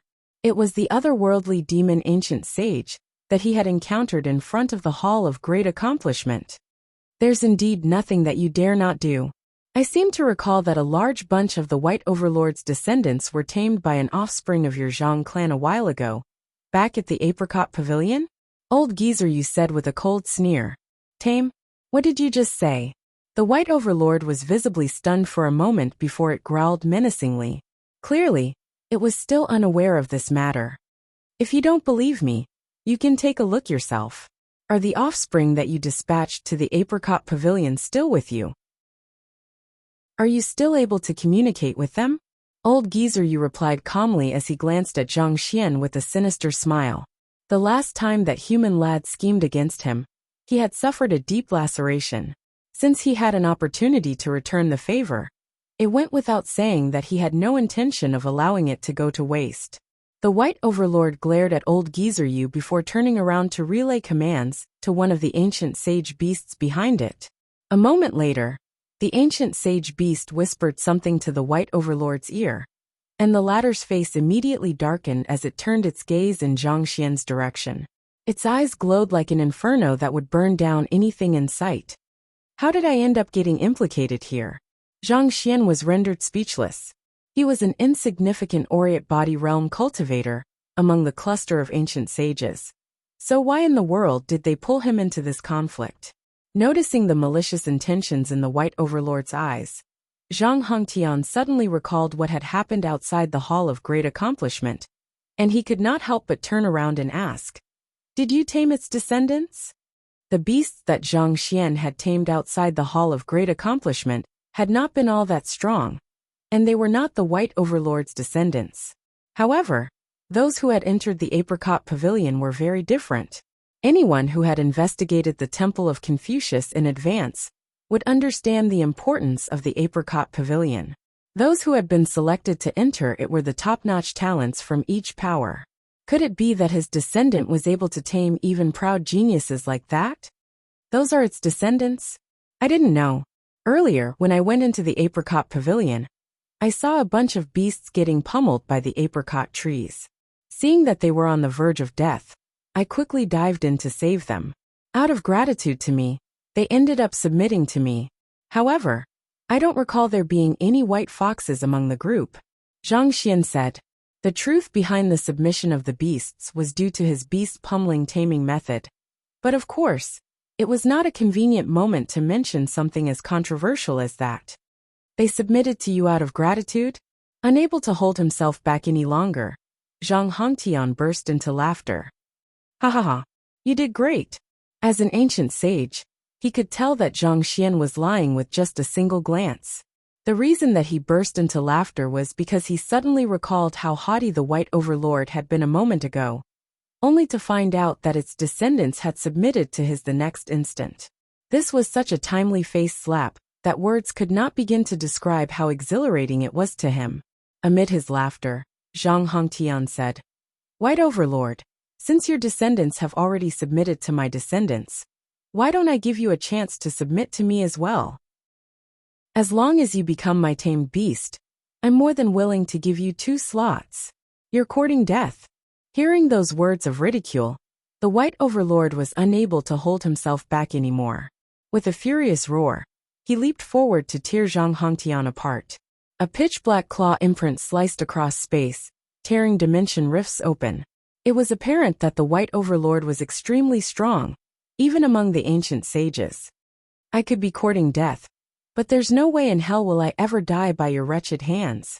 Paying no heed to the rage of the White Overlord, Zhang Hongtian chuckled softly as he drew his sword and drove it forward. Whoa! The whistling sword clashed together with the White Overlord's claws. Boom boom boom. A huge spherical dimension rift was produced as a result of the collision. The White Overlord was forced to take a step back, but it immediately prepared itself to charge forth, once more to launch a follow-up attack. However, at that moment, Ancient sage Yanqing suddenly stepped forward and stood in between the two of them. With a wave of his hand, he produced a barrier reminiscent of a cloth that prevented the two from getting close to one another. Enough. The urgent matter at hand is entering the Prime Hall, not fighting with one another. If you really wish to settle the scores between the two of you, I won't stop you once this matter is over. However, for the time being, I'll have to ask you to take a step back, ancient sage Yanqing remarked calmly. Zhang Hongtian gave it a try, but he realized that the cloth-like barrier before him was frighteningly resilient. He immediately realized that the prowess of ancient sage Yanqing was far above his, so with a cold harumph he turned around and said, "Since ancient sage Yanqing has spoken up, I'll spare you for the time being." He flicked his wrist to return his sword back to his waist before regrouping with those from the master-teacher pavilion, standing quietly on the spot. It was as if he was completely unaffected by the conflict that had just occurred. At the same time, it seemed as if the White Overlord knew that it was not a match for Zhang Hongtian or ancient sage Yanqing, so it whipped its tail back and quietly returned to its group, not daring to utter a word of complaint. Find authorized novels and web novel faster updates. Better experience, please click www.wenovel.com for visiting. Given that the Prime Hall of the Temple of Confucius hasn't even opened yet, it's unwise for you to leap at one another to tear each other apart. Seeing that the two of them had finally calmed down, ancient sage Yanqing retracted his palm and smiled. Turning to the crowd, he said, "Moving back to the topic at hand, since everyone knows how the Prime Hall is opened, let's discuss how we should allocate the slots to entering the Prime Hall." Hearing that the other party was raising the matter regarding the allocation of slots once more, Zhang Hongtian said with a frown, "I'm sure that you already have your own ideas. Feel free to state your suggestion. If we find it appropriate, there's no reason for us not to agree with it." "Indeed, I do have some thoughts in mind," ancient sage Yanqing admitted with a smile. "Having cleared the 6 subordinate halls, we know that even if the Prime Hall opens, we'll also have to bypass the seal that Kong Shi has personally left on it. Without the corresponding celestial amulet of legacy, there's no way that we will be able to enter." The crowd nodded in agreement. They had tested the 6 subordinate halls, and there was indeed no way of bypassing the barrier without the corresponding celestial amulet of legacy or unique constitution. This was especially with regards to ancient sages. If they attempted to forcefully tear down the barrier, they would only end up suffering a severe backlash. There was no doubt that ancient sages were extremely powerful, but Kong Shi was a man known as the world's teacher. There was no way an ancient domain left behind by him could be breached through forceful means, even by ancient sages. To enter the Prime Hall, we'll need the Prime Amulet. All in all, the Prime Amulet can bring a total of 15 people into the Prime Hall, ancient sage Yanqing said. Some discussions broke out amid the crowd shortly after. They were starting to plan their next moves. The White Overlord harumphed coldly. "We don't even know where the Prime Amulet is at the moment. If it's not in our hands, won't we be forced to watch in futility while others harvest the treasures in the Prime Hall for themselves?" It was pretty much common knowledge who was in possession of the 6 celestial amulets of legacy at this point in time, but the Prime Amulet had yet to make its appearance. Most people thought that the reason that Zhang Xian had been able to enter the subordinate halls without any problem was because he was in possession of the blood essence of his students. After all, the subordinate halls that he had entered were indeed the ones that corresponded to the unique constitutions of his students. Furthermore, there was a widespread misconception that the Prime Amulet only granted one entry into the Prime Hall. No one, including the 100 schools of philosophers, was aware that it granted passage into the subordinate halls as well. The reason I said such words is because I know where the Prime Amulet is. With a light chuckle, ancient sage Yanqing's eyebrows shot up proudly. "To be honest with you all, the Prime Amulet is currently in my hands." Right after saying those words, an amulet materialized right before him. He flicked it lightly, and an imposing air of authority suffused the area. "That's the Prime Amulet? What a formidable aura. It's clearly much stronger than the other subordinate amulets. We'll be able to enter the Prime Hall with that? A commotion broke out in the square, as everyone turned to look at the amulet in the sky with a heated gaze. That was the entrance ticket into the Prime Hall, right in front of them. If they could acquire it, they would only be a single step away from the ultimate treasure of the Master-Teacher continent. That is, while the crowd was staring intently at the imposing amulet in the air, Zhang Xian frowned slightly before shaking his head speechlessly. He recognized the amulet in ancient sage Yin Qing's hands. It was the one that he had fought Yin Shui over at the White Creek Mountain. In other words, the prime amulet in the other party's hand was a fake. Despite being an ancient sage, is he really unable to tell that the prime amulet in his hands is a fake? Zhang Xian wondered doubtfully. Ancient sage Yin Qing was an individual who boasted strength even greater than Zhang Hongtian. Yet, he was unable to discern the authenticity of the amulet that he had in his possession. Noticing Zhang Xian's doubts, Luo Ruoxin sent a telepathic message over to explain. The prime amulet was personally forged by Kong Shi, and not even the 72 sages saw its true form. Even I was unable to see through it when I first laid eyes on it.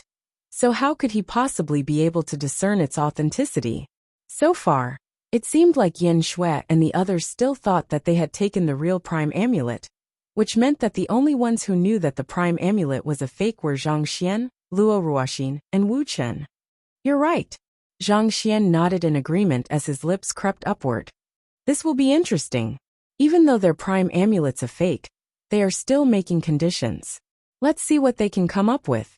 The crowd had no choice but to follow the arrangements made by ancient sage Yin Qing, because they thought that the prime amulet was in his hands. However, once the crowd realized that his prime amulet was actually a fake, there would surely be a huge uproar. In an instant, the 100 schools of philosophers would draw the ire of everyone present in the square.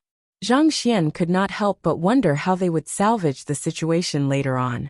But other than that, there was also one thing that piqued Zhang Xian's curiosity. If the 100 schools of philosophers truly thought that they had claimed the real prime amulet, why did they declare their possession of it, and even offer to share the slots with other powers? Were they not simply asking for trouble? The prime amulet is the key to entering the prime amulet, so I believe that none of you will have any qualms with us taking away a third of the slots on the grounds that we are in possession of it, right? Ancient sage Yin Qing stowed the amulet back into his storage ring before turning to address the crowd. I have no objections to that. Old Geezer Yu was the first one to voice his approval. We are fine with it as well. Sounds rational to me.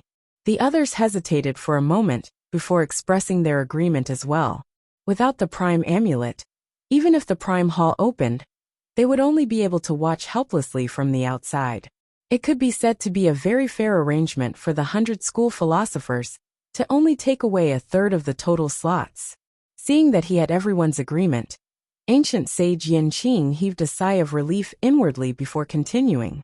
Since our 100 schools of philosophers have taken away 5 slots, we'll first distribute a slot each to the 4 powers respectively as a token of goodwill, so as to prevent any unnecessary conflict. It should be fine, right? I have no issues with that, the White Overlord replied. Considering how the Beast Tribe had obtained nothing so far, it would take anything that it could get. The experts of the Master-Teacher Pavilion also glanced at one another and hesitated for a moment before eventually nodding in agreement. They were not in a good position to negotiate either, so they could only make do as well. 9 out of the 15 slots of the Prime Amulet have been taken up so far. How do you intend to distribute the remaining 6 slots? Old Geezer Yu asked. It's very simple. As if expecting such a question, ancient sage Yin Qing chuckled softly before replying. We will have to open the entrance of the Prime Hall in order to enter its premises. And in order to do so, we'll need the cruxes of the 6 outer dimensions. Each of these 6 cruxes will correspond to a slot. Whoever is in possession of a crux will be given a slot. I believe that none of you will have any qualms with such an arrangement, right? I guess it's fair. If we wish to enter the Prime Hall, we'll have to open it first. It's only right to reward those who have aided in the opening of the Prime Hall, so they are indeed entitled to a slot each. The ancient sages nodded in agreement. In this negotiation, the only ones who had a voice were the ancient sages. Great sage cultivators had no say in the matter at all. A crux corresponds to a slot each? Zhang Xian was taken aback. He scratched his head blankly as he pondered. I seem to have quite a few cruxes with me at the moment. Previously, he had been wondering why ancient sage Yanqing, despite being the strongest ancient sage in the area, and in possession of the prime amulet, would offer to distribute the slots, thus giving other powers the opportunity to lay their hands on the great codex of spring and autumn. However, he swiftly understood why after hearing those words. Even with the prime amulet in hand, it would be futile if the 100 schools of philosophers was unable to open the entrance to the prime hall. And the key to opening the prime hall were the cruxes of the 6 outer dimensions. As far as he knew, it seemed like he had obtained 4 of the cruxes all by himself. It seems like little amulet isn't completely useless after all. Zhang Xian widened his eyes in realization. Find authorized novels in Webnovel Faster Updates. Better experience, please click for visiting. He had been rather perplexed when he heard that his parents had been teleported right to the vicinity of the Prime Hall, due to the celestial amulet of legacy in their possession. He had thought that little amulet was not working properly. There should not have been any reason for him to be teleported into the outer dimensions. However, when he looked back, there was indeed no mistake at all. He had to enter the outer dimensions in order to obtain the cruxes, because they were crucial to opening the Prime Hall. Otherwise, even with the Prime Amulet, he would only have been able to stand helplessly outside the Prime Hall, unable to do a thing at all. The ancient sages are restricted from entering any of the 6 outer dimensions, so I can't verify where the cruxes are at the moment. However, the fact that the Prime Hall has surfaced shows that the cruxes of the 6 outer dimensions have been taken away. I have no doubt that the cruxes are among us now. As long as you are willing to take it out, you'll be able to exchange it for a slot for your own power. Ancient Sage Yanqing announced. Due to the restrictions on ancient sages, he was unable to travel freely within the Temple of Confucius, so he could not be certain who was in possession of the cruxes. If ancient sage Yanqing had been able to ascertain the whereabouts of the cruxes, he would have been able to approach the owners privately and strike deals with them. It was precisely because they could not ascertain the whereabouts that they had been left with no choice but to gather everyone in the square and propose an open distribution of the slots. Why don't I start first? Seeing that there was no movement from the crowd, ancient sage Yanqing smiled lightly as he tapped his finger in front of him. A book materialized before him, and he flicked it lightly. Whoa! The book immediately flew for the Prime Hall. It fitted perfectly in one of the apertures by the side of the entrance before emanating a light glow, seemingly indicating that it was a correct fit. Taking a closer look at the entrance, Zhang Xian realized that there were 3 apertures on both sides of the entrance. All in all, they corresponded to the cruxes of the 6 outer dimensions. That is the crux of the Book Ocean dimension, which corresponds to the Great Kuei Hall of Literature. Our 100 schools of philosophers managed to obtain it, so we are entitled to another slot. Ancient sage Yanqing said. The 100 schools of philosophers had 5 slots due to their possession of the Prime Amulet, and they had just obtained an additional 1.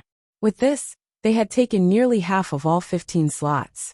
In other words, no matter how the remaining slots were distributed, they would still be the greatest winner there, so there was no need for them to worry. After slotting the book into one of the 6 apertures, ancient sage Yanqing turned to the crowd and said, "Those who have obtained any of the other cruxes, I'll have to ask you to please take them out. Don't worry, with the ancient sages from the 4 major powers standing here, no one will dare rob you of your slot and possession.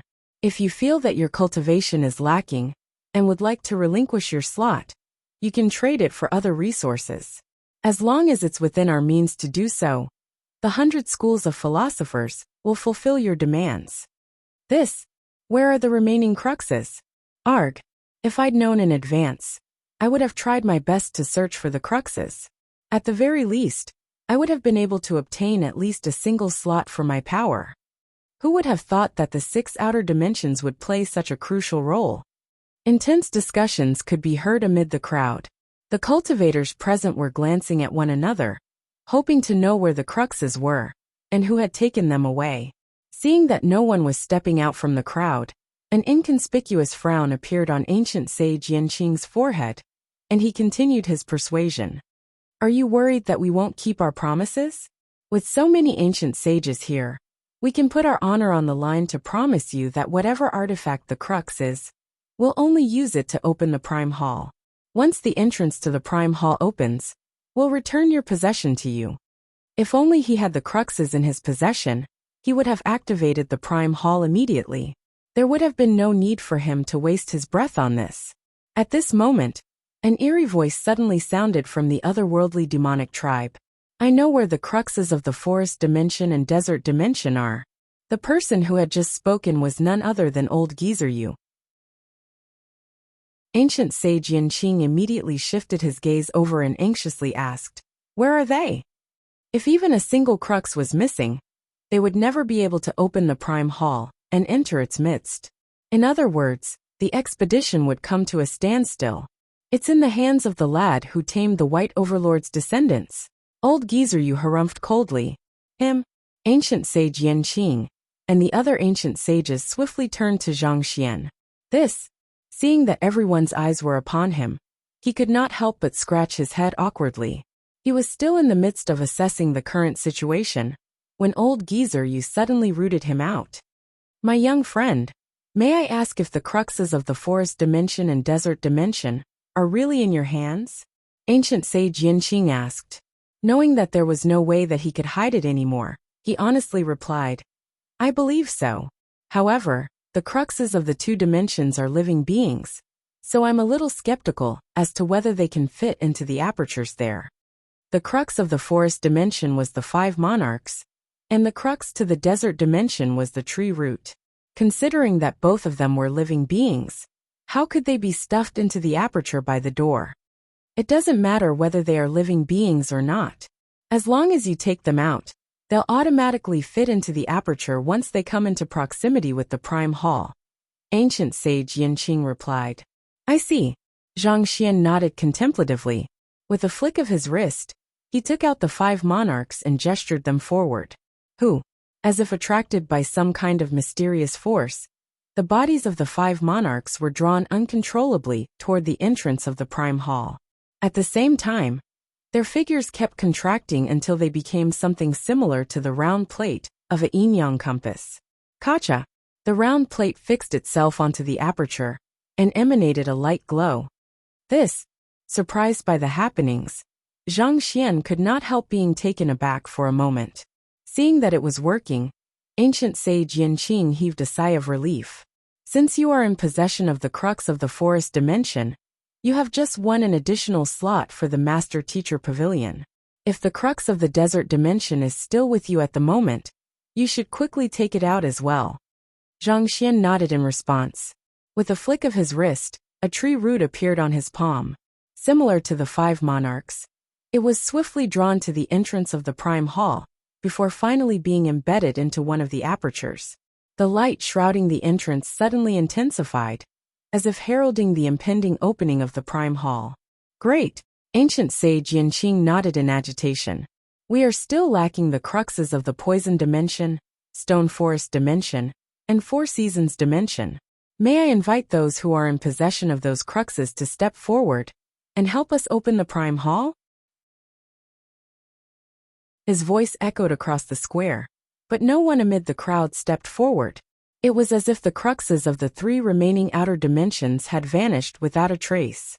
Could it be that the cultivators who have obtained the cruxes of those 3 dimensions didn't come to this square? Or perhaps, have the 3 cruxes not yet been obtained? That's impossible.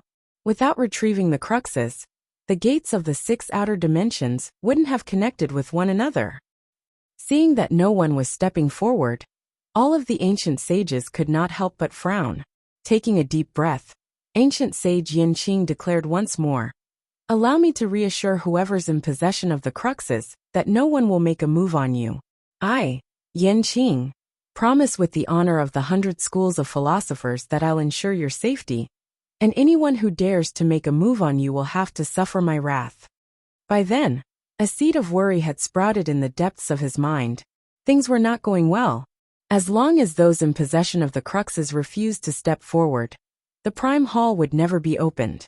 At this rate, they might have to resort to other means.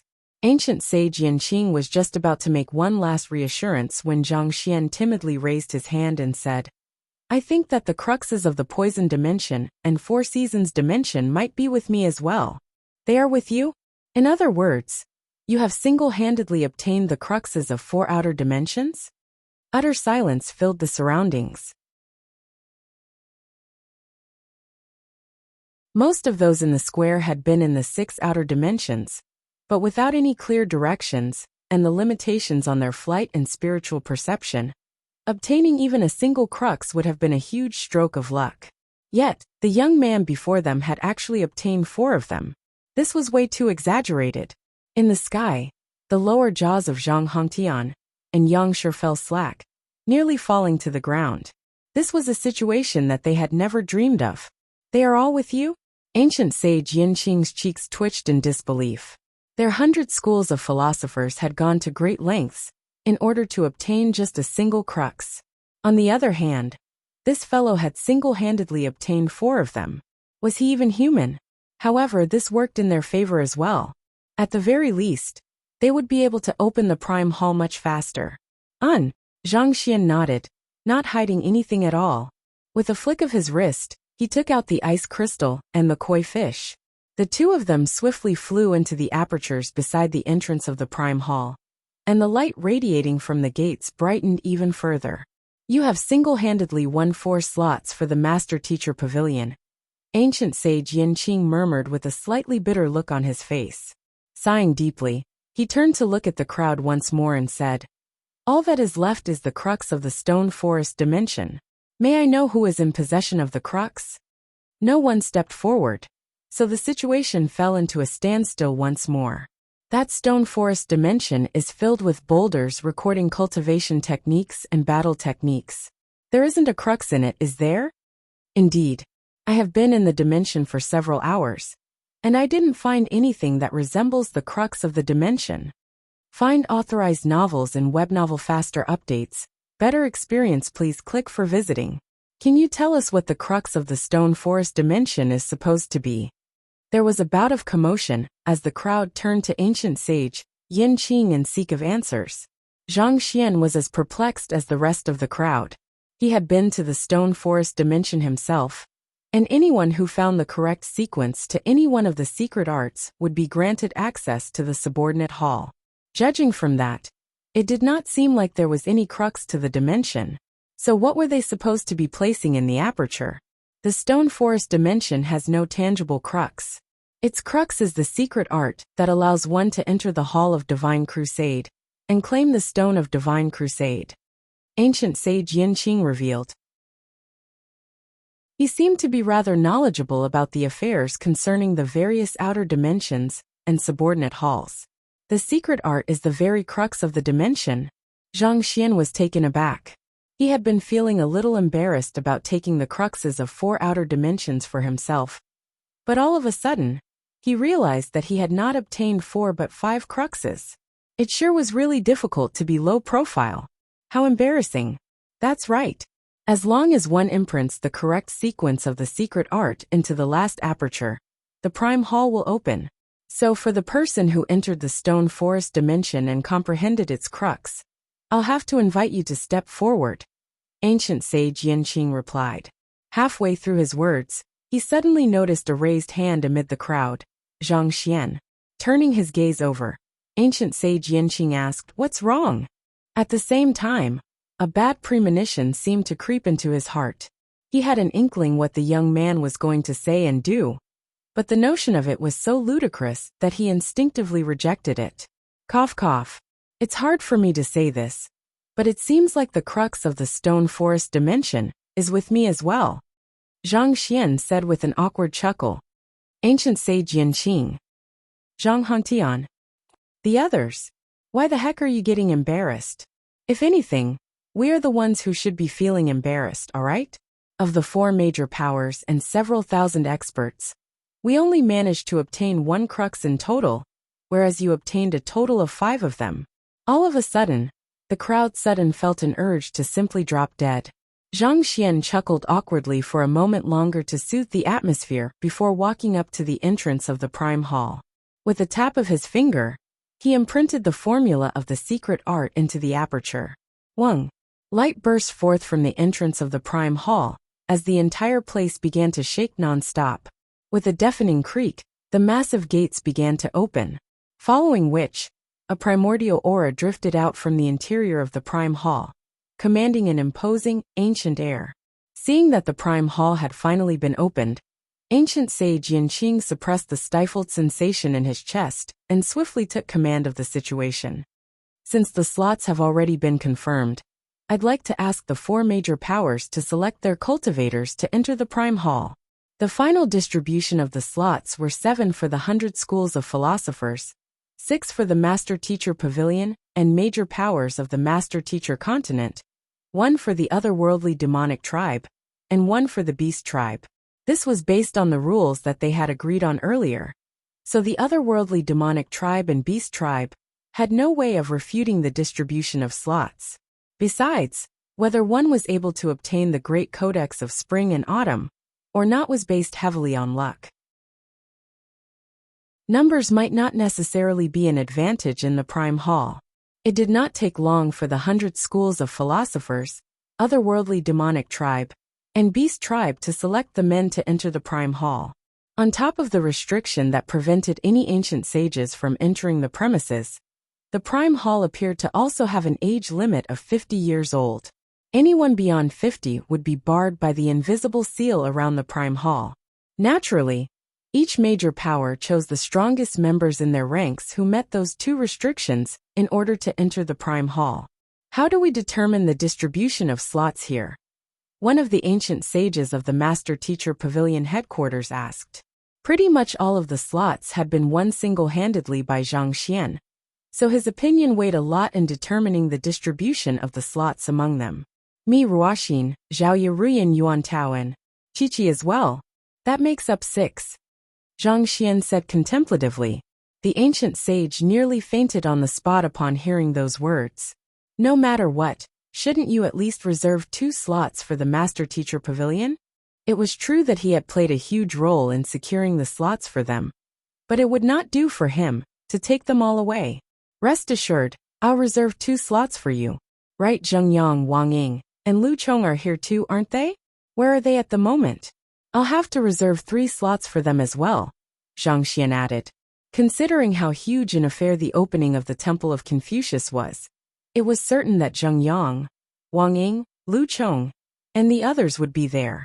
It was just that there were too many people there, and the place was simply too large, resulting in them not meeting one another. Hearing the calculation that Zhang Xian was making, Yang Shi could not help but politely remind him, "We only have a total of 6 slots." That was 11 slots, far beyond what they had at the moment. 6 slots? Don't worry, it won't be 6 in a moment's time, Zhang Xian said with a mysterious smile on his lips. He turned to Zhao Ye and the others and instructed, "Look for Zheng Yang and the others.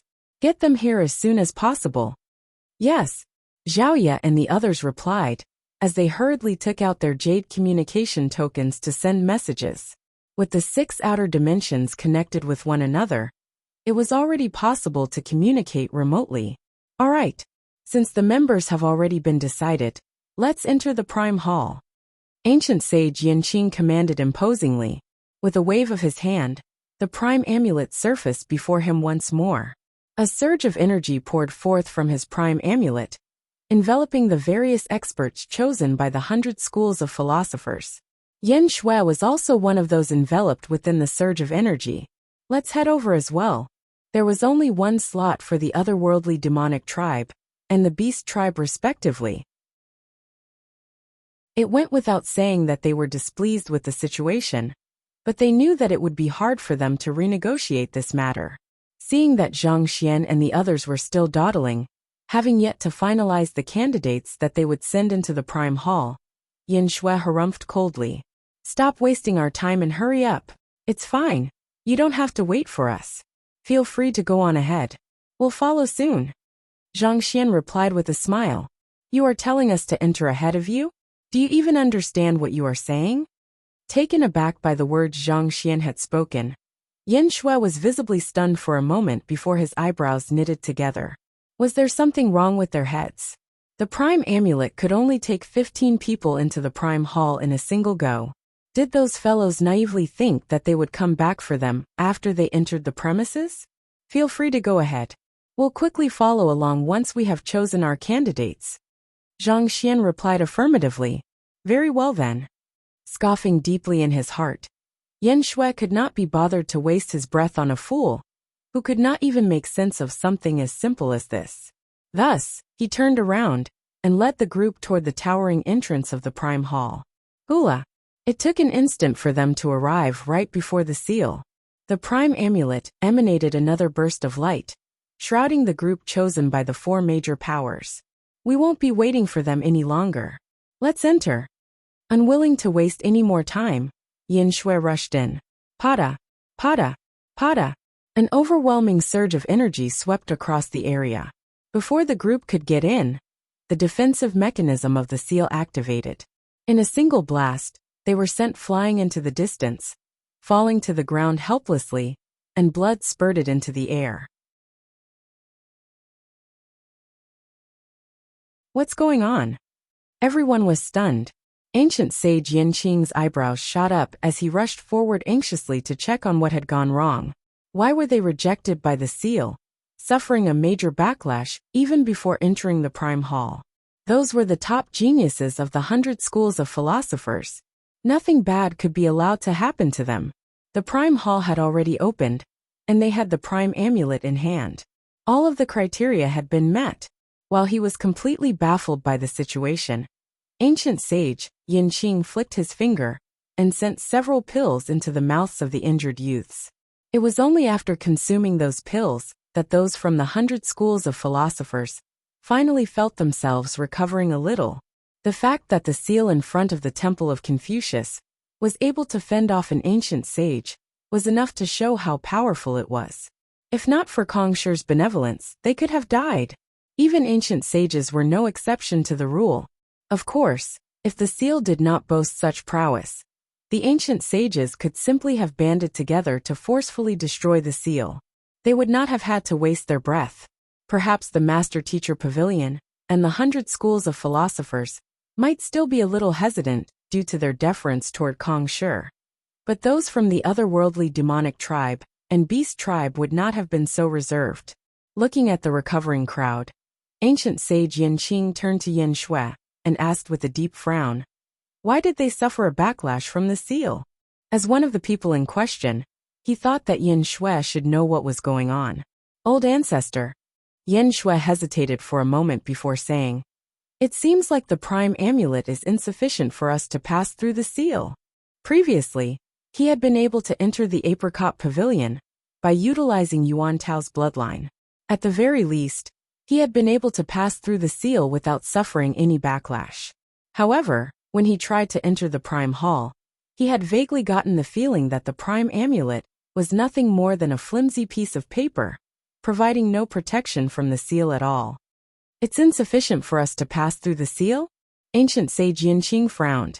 With a clasp of his fist, the Prime Amulet swiftly flew between his fingertips. He pinched the Prime Amulet in his grasp lightly. Voila! Under the influx of his energy, the seemingly powerful amulet dissipated into countless sparks. As if a piece of paper thrown into flames, it disintegrated into countless pieces before vanishing completely from sight. The Prime Amulet is a fake. Ancient sage Yin Qing's eyebrows shot up in horror. By that point, it was apparent to anyone present that the Prime Amulet in their grasp was a fake.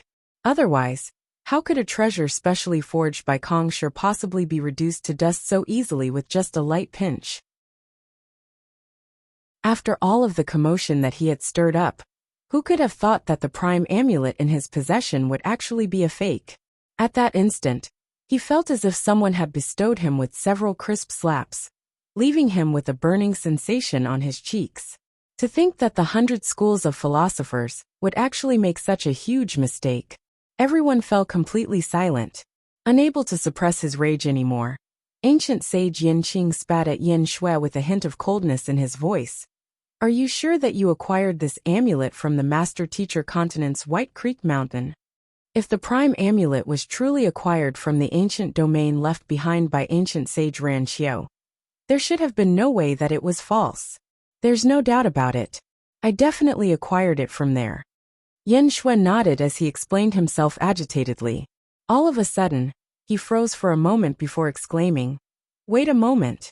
Back then, Zhang Xian competed with us over the prime amulet. It was out of fear that he would snatch the prime amulet from us that we left in a hurry. He competed with you over the prime amulet?" Ancient sage Yin Qing turned to look at Zhang Xian. The young man had already shocked everyone present by taking out 5 cruxes required to unlock the prime hall. Could it be that he had by any chance acquired the prime amulet as well? It was through the records of their predecessors that they had found out that the prime amulet was located in the White Creek Mountain. So there was no way that there was any mistake with the information. Since they had acquired the fake one, could the real one be in the hands of the young man? It would really be damned if that was the case. Taking a deep breath, ancient sage Yin Qing turned to Zhang Xian and asked, "Zhang Shi, do you know what's going on?" This, Yin Shui is right. Back then, we were all on the White Creek Mountain, and brother Yin Shui took the fake prime amulet and fled away right after. I tried to stop him to warn him, but it was to no avail. As a result, I had no choice but to take the real prime amulet away with me. Zhang Xian sighed with a look of pity. He would eventually have to enter the prime hall, so there was no point denying it. "You, pooh." Hearing those words, Yin Shui nearly choked on his rage. The injuries he had sustained immediately flared up, and blood spurted from his mouth. "Are you really saying that I fled after taking the fake amulet? You were even more determined to grab the prime amulet than me back then, alright? If not for the fact that I fled fast enough, you might have ended up snatching the fake amulet from my hands. So, why are you making it sound like I was acting like a retard? To say such words after grabbing the real amulet? Is it really fine for you to be so despicable as a master teacher? Are you saying that the real amulet is in your hands?" Ancient sage Yin Qing asked with a deeply stifled sensation in his chest. "Indeed, it's with me." Zhang Xian nodded. Going by the previous rules, the one who possesses the prime amulet is able to claim a third of the total slots, 5 of them. A slot will be distributed to each of the major powers, and each crux entitles one to an additional slot. So all in all, I trust that you have no complaints with me taking 11 slots, right? Ancient sage Yin Qing's body staggered as he felt fresh blood coursing up his throat. He had set such terms because he had thought that he would be able to grab at least half of the slots for the 100 schools of philosophers. Yet, they were telling him that the prime amulet was a fake. This turnaround meant that they only had 2 slots in total. All of a sudden, he felt that all of his arguing previously had benefited a stranger. Find authorized novels and web novel faster updates. Better experience, please click for visiting. The intense feeling of indignation made him feel as if his heart was going to explode on the spot. Moreover, the fact that the young man knew that the prime amulet in their hands was a fake all along, but chose not to point it out. He had obviously intended to watch them make a fool of themselves. Then again, even if the young man had said it earlier, he might not have believed it. After all, the fake prime amulet had been forged so exquisitely that despite having examined it closely with his eyes and spiritual perception, he had been unable to find any flaws with it at all. Only when attempting to challenge the might of the prime amulet would one realize that it was completely fragile. Even though ancient sage Yin Qing felt as if he had been made to look a fool, he still nodded in agreement. Since we already agreed on it previously, we won't change our minds now. It was too late for them to change their minds, and 2 slots could still work for them. In terms of understanding the great codex of spring and autumn, there was no one on the Master Teacher Continent, be it humans, otherworldly demons or beasts, who came close to competing with the 100 schools of philosophers. As long as they were able to enter the prime hall, The ones who bore the most hope in obtaining the Great Codex of Spring of Autumn was indubitably them. It was precisely with such confidence that they had chosen to readily distribute the slots to others. Otherwise, holding the prime amulet as hostage, they would have been able to fight for much better terms for themselves. That's good to hear, Zhang Xian said. Wait here for a moment. I'll bring everyone in once I'm done organizing my group.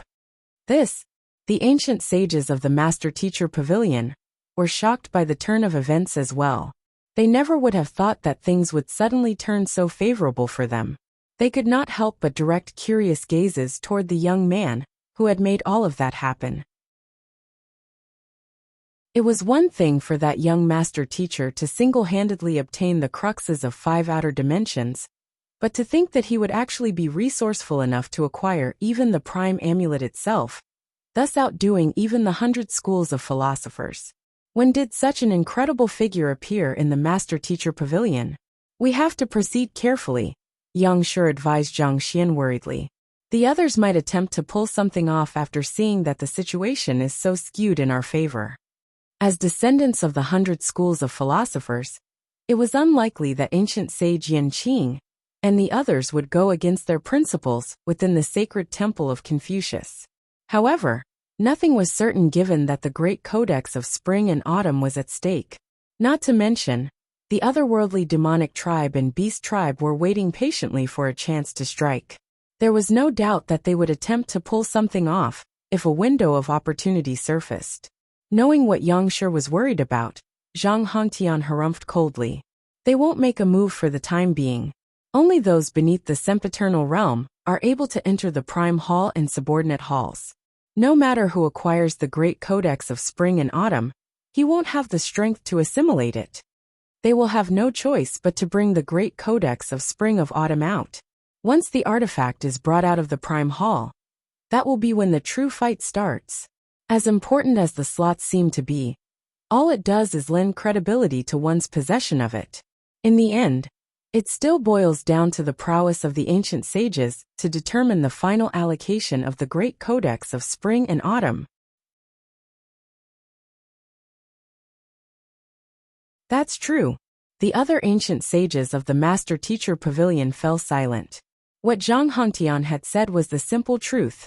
Rules and promises might still carry their weight in small skirmishes, but when the Great Codex of Spring and Autumn was at stake, who would care about such intangible things?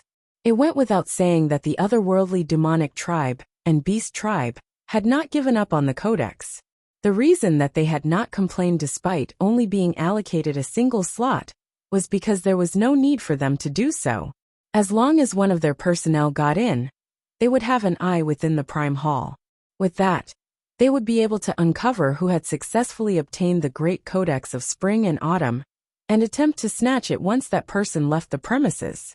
Once the ancient sages got involved, all of the sempiternal realm candidates would be rendered utterly powerless. As such, everything eventually boiled down to the prowess of their ancient sages. Forget it, let's just settle it when the time comes. For now, let's distribute the slots. In order to avoid panic, the ancient sages of the Master-Teacher Pavilion had communicated through telepathic xinshi. Since these slots were earned through Zhang Xian's hard work, I think that we should respect his decision no matter what he decides on. The crowd nodded in agreement.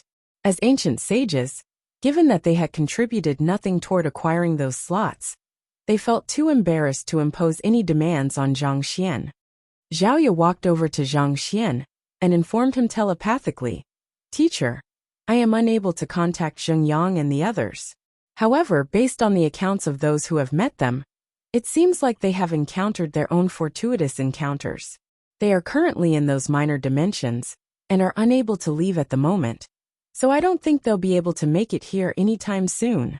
She had tried to contact Zheng Yang and the others, but there had been no response.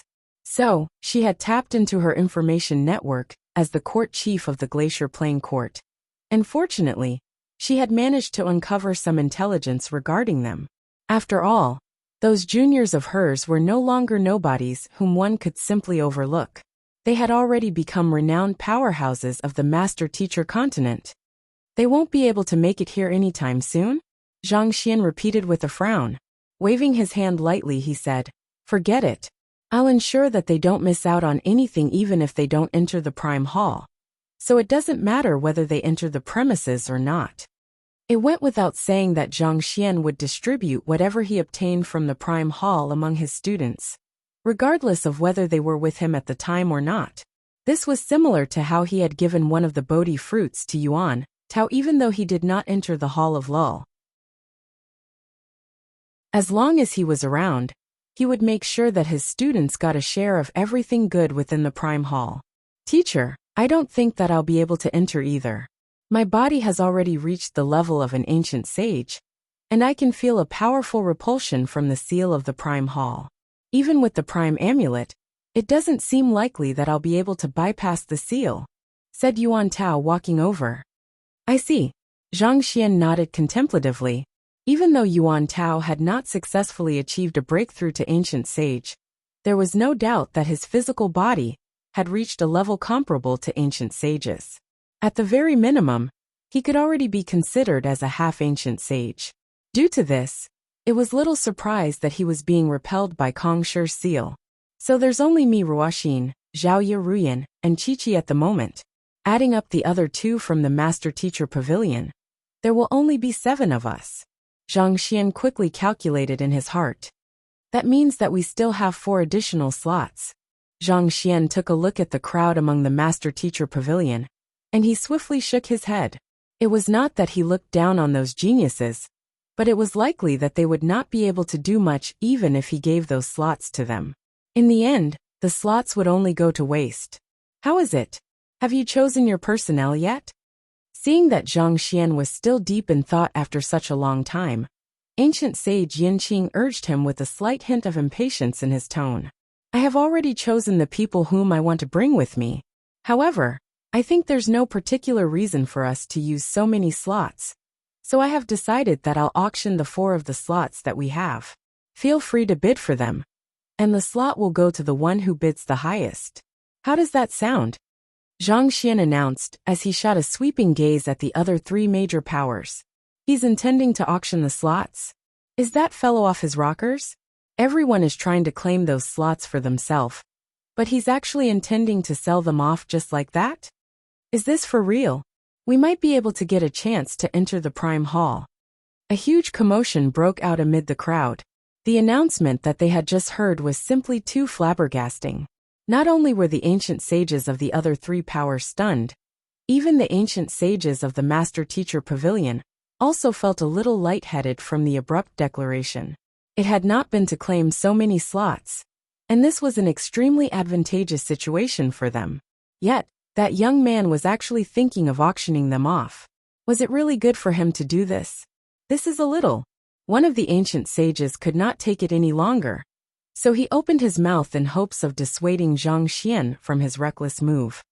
"There's no doubt that my senior has his own reasons for making such a decision." Yang Shi swiftly spoke up in Zhang Xian's defense. "Let's just believe in him. That's also what we decided on just a moment ago, isn't it?" "Senior." Catching that peculiar words in Yang Shi's response, the remaining ancient sages shot bewildered glances at him. They had met Yang Xian shortly after their awakening, and there was no doubt that the other party was the most talented master teacher in recent millennia. The fact that he had advanced to ancient sage shortly after entering the Temple of Confucius spoke volumes about his potential. Yet he was actually addressing an Orient body realm lad as his senior. "Indeed," Yang Xian said with a nod. He swiftly erected a barrier around him with his will in order to keep away any eavesdroppers, before sending a telepathic message to the other ancient sages. "To be honest with you, his identity is a little unique. Even as an ancient sage, I'm deeply honored to be given the privilege of addressing him as my senior. Pardon me as I say this, but it isn't convenient for me to reveal his identity to you at the moment. However, rest assured that I'll fill you in on the details once we return after dealing with everything here." His identity is a little unique? The ancient sages looked at one another with intrigued gazes. Just what kind of identity could it be that even an ancient sages would view it as the greatest honor to address that young man as his senior? Even though they were curious at those words, they could tell that Yang Xian was unwilling to speak, so they could only suppress their inquisitive minds. They chose to trust Yang Xian's judgment and fell silent. It was also at around this moment that ancient sage Yin Qing and the others finally recovered from the shocking news. You are going to auction your slots? That's right. We have simply too many slots with us at the moment, and this isn't a good thing for us.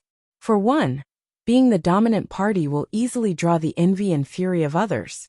Thus, I'm intending to take out 4 slots to auction as a show of goodwill, as well as to balance the scales, Zhang Xian said with a chuckle. As long as you are able to fork out a greatest sum of money here, you can be certain that the slots will be yours. Let's begin bidding then. We must claim at least one of the slots by hook or by crook for the beast tribe.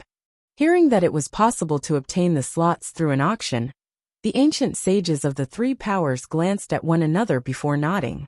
Even though the final allocation of the Great Codex of Spring and Autumn mainly depended on the ancient sages, it would be advantageous to them if more of their descendants could enter the Prime Hall. For one, if their descendants just so happened to obtain the Great Codex of Spring and Autumn, they would be able to simply turn tail and run. The life force of ancient sages was frighteningly resilient. Even if they were unable to defeat their enemies, escaping alive was still something that they would be able to pull off. As such, this was an opportunity that they did not want to miss out on. All right, I'll determine the starting bid of the first slot. It'll be 20-30 no 50 droplets of ancient sage blue, said Zhang Xian, raising his fingers. Great sage artifacts were not of much use to him anymore, and it was unlikely that those present had too many ancient sage artifacts. Even if they did have a couple, it was unlikely that they would be willing to take them out. More importantly, given the current limitations of his cultivation, it was also questionable whether he would be able to assimilate it. The reason that he had succeeded with the infernal black saber was because it had been at half ancient sage when he tamed it. As for ancient sage Ziyu Zinkstone, it was because the artifact had dulled over the long course of its existence, causing it to become much weaker than most ancient sage artifacts. On top of that, as a non-aggressive weapon, it was much easier to control. Any sentient being that had successfully made a breakthrough to ancient sage was bound to be haughty and egoistical, and this included artifacts. Even with Zhang Xian's means, the chances of him taming a fully fledged ancient sage artifact was slim. Rather than to obtain something that was impractical for him to use at the moment, it would be much more beneficial for him to acquire ancient sage blood. After all, it would become an invaluable resource to fuel his breakthroughs. Before Zhang Xian could finish his words, a telepathic voice suddenly arrived by his ears. Zhang Xian, ancient sage blood is a very broad term. Similar to spirit stones, it's also divided into various tiers, depending on the strength of the ancient sage. Naturally, the higher the tier of the ancient sage blood, the more precious it is. It was from the old ancestor Zhang Hongtian. Tiers of ancient sage blood? Zhang Xian was silent for a moment before nodding in agreement. Find authorized novels and web novel faster updates. Better experience, please click for visiting. He had not really thought of it before, but it did make sense for there to be varying tiers to ancient sage blood. After all, the blood of a veteran ancient sage was bound to harness much more energy than the blood of a nascent ancient sage. Just like great sage, ancient sage is also divided into 4 different realms. The higher the realm of the cultivator, the more valuable their blood is. In fact, the difference can easily differ by 100-fold. You have to ascertain the quality of the ancient sage blood, or else you could make a huge loss, Zhang Hongtian advised. I see. Zhang Xian nodded in response. May I ask what the 4 realms of ancient sage are?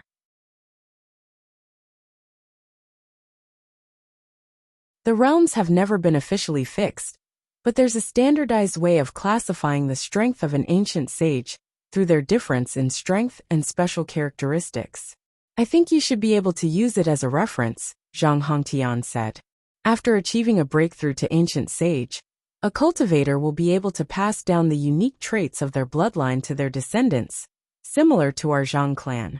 The reason that our clan members wield the power of the time quintessence is because we had an ancestor who had once reached such a realm.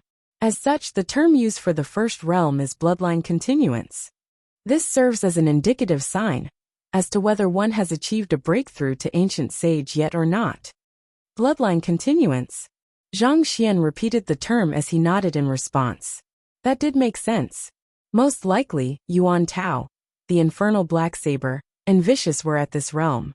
The otherworldly demon ancient sage that he had crushed with the Book of Heaven's path back at the Seer Guild was likely at this realm as well. They formed the bottommost layer of the ancient sages. The second realm is the highest level that the 72 sages, with the exception of the 10 apostles, reached in their lifetime. As such, it eventually came to be known as the Great Philosopher Realm, Zhang Hongtian explained. Great philosophers? That's the name of a realm as well? Zhang Xian was stunned. It's just a term that we use, so there's no need to be too fixated on the name, Zhang Hongtian remarked. As for the third realm, it's known as blood reincarnation.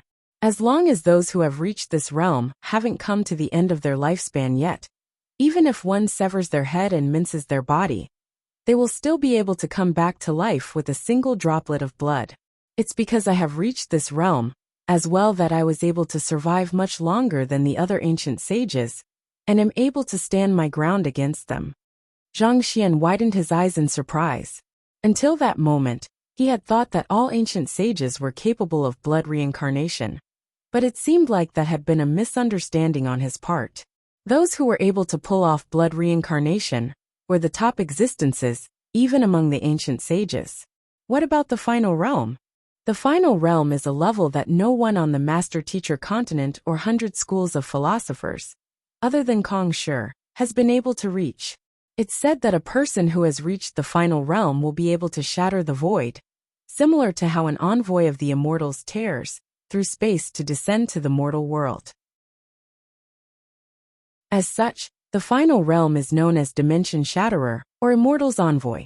I'm still a long way off from reaching that realm, so I'm also not too sure what the realm encompasses, Zhang Hongtian said. Immortal's Envoy? Zhang Xian's eyes widened in astonishment. He had heard this term before. The first time that he met Vicious in an underground cavern, the latter had told him that he had reached the level of an Immortal's Envoy. Back then, he had not understood the different levels of cultivation, so he had not paid much attention to it. Who would have thought that Vicious had actually reached the very pinnacle of ancient sage? In other words, even though Vicious did not seem to be anything much, the truth was that he had been one of the strongest people on the master-teacher continent during his lifetime. It was no wonder that even Kong Shi had ended up being cornered by him at one point in time back at Qinkai. Find authorized novels and web novel faster updates. Better experience, please click for visiting. Then what realm has ancient sage Yanqing reached? Zhang Xian asked. He could not help but recall old geezer Yu saying that ancient sage Yanqing possessed the highest cultivation among all those gathered there. If so, just what level had he reached? He's at blood reincarnation realm as well, just like me. It's just that he's a single cultivation stage stronger than me, Zhang Hongtian replied. However, he hasn't reached the pinnacle of blood reincarnation either. Without the sustenance of the aeon of ancient sage, it is hard for one to advance any further in this realm. Zhang Xian nodded in realization as he understood the crux behind Zhang Hongtian's words. In other words, I should ask for the blood of blood reincarnation realm ancient sages. That's right. The blood of ancient sages who have reached such a realm will be the most valuable, Zhang Hongtian replied. Got it. Zhang Xian nodded. Their conversation was through telepathic communication, so their exchanges were swift. All in all, it barely took up a few seconds. Shortly after they ended their conversation, the White Overlord spoke up. 50 droplets of ancient sage blood? Very well. Our beast tribe will be taking it. Its voice had a ferocious edge to it, reminiscent of an imposing conqueror gazing down upon the world. White Overlord, please hold it for a moment. I haven't finished yet. The 50 droplets of blood that I want have to come from blood reincarnation realm ancient sages. Zhang Xian added with a composed smile. You want 50 droplets of blood from blood reincarnation realm ancient sages? You greedy little swine. Hearing those words, The White Overlord nearly exploded from rage. A heavy silence also swiftly settled upon the crowd. Ordinarily speaking, 50 droplets of ordinary ancient sage blood could be considered an astronomical sum. Yet, that fellow actually wanted all 50 droplets to be from blood reincarnation realm ancient sages. You're dreaming. Who would be so foolish to fork out such a ridiculous price? Even for an entrance slot into the Prime Hall, this isn't worth it at all. The quiet mutterings of the ancient sages could vaguely be heard. It was true that an additional slot would put a power in a more advantageous position. But even so, 50 droplets of blood reincarnation realm ancient sage blood seemed too hefty a price to pay. It did not seem to be worth paying the price for it. Seeing the hesitation among the crowd, Zhang Xian interjected quietly with a confident smile, as if everything was in his grasp. I'll leave it to you to ponder over whether it's worth the price or not. The Great Codex of Spring and Autumn is the greatest artifact that Kongsher left behind. If you obtain it, what will blood reincarnation realm ancient sages count for? This opportunity will only come once. If you miss it, it will be gone for good. Of course, if none of you want the slots, that's perfectly fine with me. I am only proposing this auction as a show of goodwill to the other 3 major powers. If none of you are interested in it, I will just arrange more personnel on my side. Since he had already set the price of the auction, he would have to make sure to stand his ground. Otherwise, once he started lowering the price, the others would push him to go further.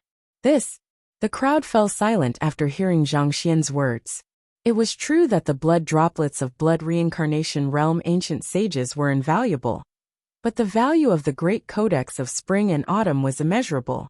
Whether the price was worth an additional sliver of hope or not, that was a decision that they would have to make. Breaking the contemplative silence, ancient sage Yanqing said, "Our 100 schools of philosophers will be buying the first slot." He's buying the slot. The crowd quickly turned their shocked gazes over. On the other hand, ancient sage Yanqing flicked a jade bottle toward Zhang Xian, without any hesitation.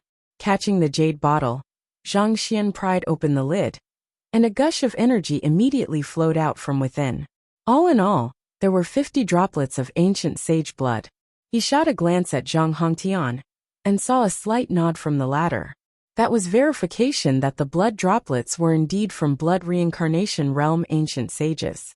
Smiling in delight, he stowed the jade bottle into his storage ring before turning to address the crowd. All right, the first slot goes to the 100 schools of philosophers. Moving on, the second slot costs 60 droplets of blood reincarnation realm ancient sage blood. 60 droplets? Why did the price suddenly increase so steeply? Wasn't it 50 droplets a moment ago? It's the exact same slot, so how could he increase the price just like that? As if water poured upon burning oil, a huge uproar broke out amid the crowd. They had thought that the second slot would be the same price, which was also why they had taken their time to make their decision. Who could have known that the fellow would hike up the price by 20% in a heartbeat? You can choose not to buy it. I'm not forcing you into anything. However, I would just like to say that our master-teacher continent has 7 slots at the moment, and the 100 schools of philosophers have 3. In contrast, both the beast tribe and otherworldly demonic tribe only have 1 slot each, Zhang Xian said with a confident smile. Ultimately, it's just a question of how much you want the Great Codex of Spring and Autumn. Besides, the 2 remaining slots will be even more expensive. The more limited a commodity is, the pricier it'll be, don't you agree? 60 droplets? So be it then. I'll be taking it. The White Overlord spat through tightly clenched teeth. No one could have known that the prodigy who had managed to obtain the Prime Amulet and 5 cruxes would actually be a crooked businessman. This was exactly the type of person whom no one would ever want to deal with. Before the White Overlord could finish his words, Old Geezer you had interjected. If it's 60 droplets, we want it as well.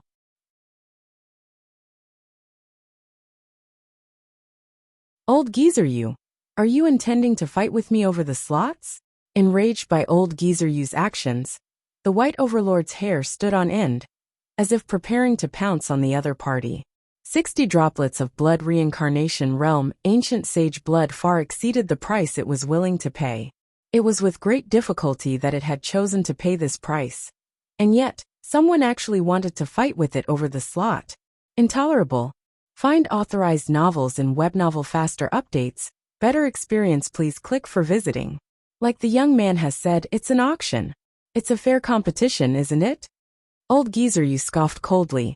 If you are willing to fork out a higher price, go on then. In any case, I'll just have you know that I'll be taking down this slot. There are still 2 more slots remaining, aren't there? Why don't you go for those 2 instead? The White Overlord roared in fury. Do you take me for a fool? While we of the Spirit Tribe have plenty of experts in our ranks, we aren't fools who will allow ourselves to be taken advantage of. Old geezer, you harumphed coldly. Besides, Zhang Shi has already said that the highest bidder will be able to obtain the slot. Since you have bid 60, I'll bid 65 then. You. The White Overlord's body trembled in rage, but there was nothing that it could do. Since it was an auction, it went without saying that the artifact would go to the highest bidder. It couldn't possibly be so domineering as to stop others from even bidding. I'll offer 66 droplets then. The White Overlord spat coldly. 67 droplets. 68 droplets. The White Overlord really wanted to tear the other party apart. 70 droplets. Old geezer, you continued raising the bid nonchalantly. You. Very well. I'll bid 75 droplets. Unable to take it any longer, the White Overlord roared in utmost fury. Old geezer, you. Try pushing your luck any further, and I swear I'll get you right here and right now. Is that so? All right then. Since you have already put it out like this, I'll let you for this one then. Seeing that he had successfully raised the price to 75 droplets, old geezer, you chuckled softly before falling silent. He could already tell that the White Overlord was already at the limits of its patience. If he continued provoking the latter any further, the latter might really make a move on him. Of course, given his strength, he did not fear the White Overlord. However, the destructive prowess of a berserk beast was not to be underestimated. Furthermore, the experts of the Master Teacher Pavilion and 100 schools of philosophers were also in the vicinity, so it went without saying that it would be a terrible idea to come to blows with the beast tribe. Here. Seeing that old geezer you was not competing with him any further, the White Overlord harumphed coldly before tossing a jade bottle over to Zhang Xian. There were exactly 75 droplets of ancient blood within the bottle, and they were all from blood reincarnation realm ancient sages. Due to the larger physique of those in the beast tribe, they were able to offer up more of their blood than the smaller human and otherworldly demon cultivators. However, as their breakthroughs were highly reliant on their bloodline and talents, it was much harder for them to advance their cultivation. As a result, the number of blood reincarnation realm ancient sages that they had was significantly lower than that of the humans and the otherworldly demons. It had been difficult for them to save up those 75 droplets of blood, and giving them away like that pained them greatly. Alright, the second slot goes to the beast tribe. As for the third slot, the starting bid will be 100 droplets of ancient sage blood. Zhang Xian announced with a smile. 100 droplets. Old geezer Yu's face stiffened upon hearing the price. Blood rushed up into his head as he cussed at the young man furiously. Why don't you go screw yourself instead? Just a moment earlier, the price had only been 60 droplets, but all of a sudden, it was nearly doubled. You are doing it intentionally, aren't you? He had thought that the third slot would only cost 70 droplets of ancient sage blood at the very most, which was also why he had chosen not to compete with the White Overlord over it. Yet, who could have known that this fellow would actually be so immoral? The 100 schools of philosophers have 3 slots at the moment, and the beast tribe has 2. You are the only one with only 1 slot. Do you want the slot or not? I don't mind keeping it for myself. Zhang Xian replied coolly. Also, I can give you a heads up that I am indeed screwing with you. But what are you going to do about that? Take it or leave it. It was such a good opportunity to mess with the otherworldly demonic tribe, so there was no way that he would let it slip through his fingers. In any case, he had already gotten what he wanted. It did not matter to him whether old geezer you took the deal or not. You. Old Geezer Yu felt as if his blood vessels were going to explode from sheer rage. Let's agree to his request for the time being. Another ancient sage of the otherworldly demonic tribe sent a telepathic message to old Geezer Yu. In any case, a human master teacher won't be able to use the ancient sage blood of our spirit tribe. At the very most, we'll just have to find an opportunity to assassinate him and get our ancient sage blood back after he leaves the Prime Hall. The ancient sage blood of the otherworldly demonic tribe was permeated with killing intent. It would be difficult for even sempiternal realm cultivators to come close, let alone assimilate it into their bodies. Since the humans had no way of using their ancient sage blood, it would not hurt them to give it away for the time being. With the prowess of their spirit tribe, they would eventually be able to assassinate that darned fellow and get their blood back. Hearing those words, old Geezer Yu's livid expression finally alleviated a little. Fine, 100 droplets for a slot, is it? I'll give you 200 droplets for the third slot and fourth slot. You want to buy the third and fourth slot? That's right. Given the price you have set, you need not dream about others buying any more slots. Since that's the case, you might as well sell them to me for the same price. Old Geezer Yu said. Since they would eventually get the ancient sage blood back, it did not matter how many droplets he gave the young man. Zhang Xian pondered for a brief moment before nodding in agreement. Sure. Just as old Geezer Yu had said, it was unlikely for the 100 schools of philosophers and the beast tribe to take out any more blood droplets to purchase the slots. Since that was the case, he might as well sell the last 2 slots to the otherworldly demonic tribe. Since any otherworldly demons who entered the Prime Hall would eventually end up being taken down by him, he did not mind selling them a few more slots. Here, with a flick of his wrist, old Geezer Yu sent 2 jade bottles into Zhang Xian's grasp. Catching the 2 bottles, he inspected their contents and confirmed that there were 100 droplets in each of the bottles. Thus he nodded in contentment. You must be wary. Seeing through old Geezer Yu's malicious intentions, Zhang Hongtian sent a telepathic message over to warn Zhang Xian. If the otherworldly demon ancient sages have left a sliver of their will in their blood, they would be able to attempt a blood reincarnation and attempt to destroy your soul. Upon reaching the blood reincarnation realm, every single droplet of blood that the ancient sage possessed represented the potential to sprout a new life. Even though it would be a lot of trouble for the droplet of blood to return to its peak, it was still well within its means to slay an Aureate body realm cultivator. I understand, Zhang Xian said with a smile. Earlier, when he pried open the bottle, he had already infused his heaven's pathshenchi in to destroy whatever will the other party had left inside. As powerful as otherworldly demon ancient sages were, it was still impossible for them to stand against the heaven's pathshenchi with just a sliver of their will. In an instant, he had already eradicated whatever threats were within the blood droplets. Without any will to drive a reincarnation, no matter how much vitality the blood harnessed, it was unlikely that it would be able to sprout into a new life. At the very least, it would take tens of thousands of years before a new spirit sprouted within the droplets of blood. By then, he would have already used up the 200 droplets of blood.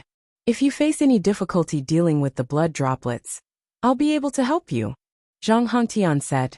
Thank you, old ancestor, but I'm able to handle this, Zhang Xian replied.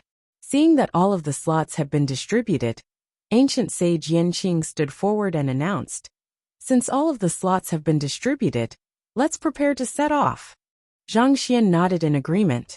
Just as they had agreed on, he gathered the candidates chosen by each power before taking Little Amulet out. Little Amulet flew into the air and shrouded all of the candidates with its power, following which, the group swiftly made their way into the Prime Hall. Meanwhile, Zhang Xian swiftly scanned the candidates chosen by the other powers. The 2 slots of the beast tribe had gone to a white fox and a red leopard. They seemed to be related to the white overlord in one way or another. As for the otherworldly demonic tribe, they had dispatched 3 sempiternal realm consummation experts. They wore impassive expressions, and they were reserved with their words. It was difficult to gauge exactly how powerful they were. The 100 schools of philosophers had brought in another expert, who seemed to command a fighting prowess comparable to Yin Shui. All in all, except for Zhang Xian, all of the candidates who had been chosen to enter the Prime Hall were at sempiternal realm consummation. They were all the strongest existences beneath ancient sage. Let's go in. Wang. As soon as little amulet came into contact with the seal of the Prime Hall, it immediately fused in, and the crowd vanished from sight.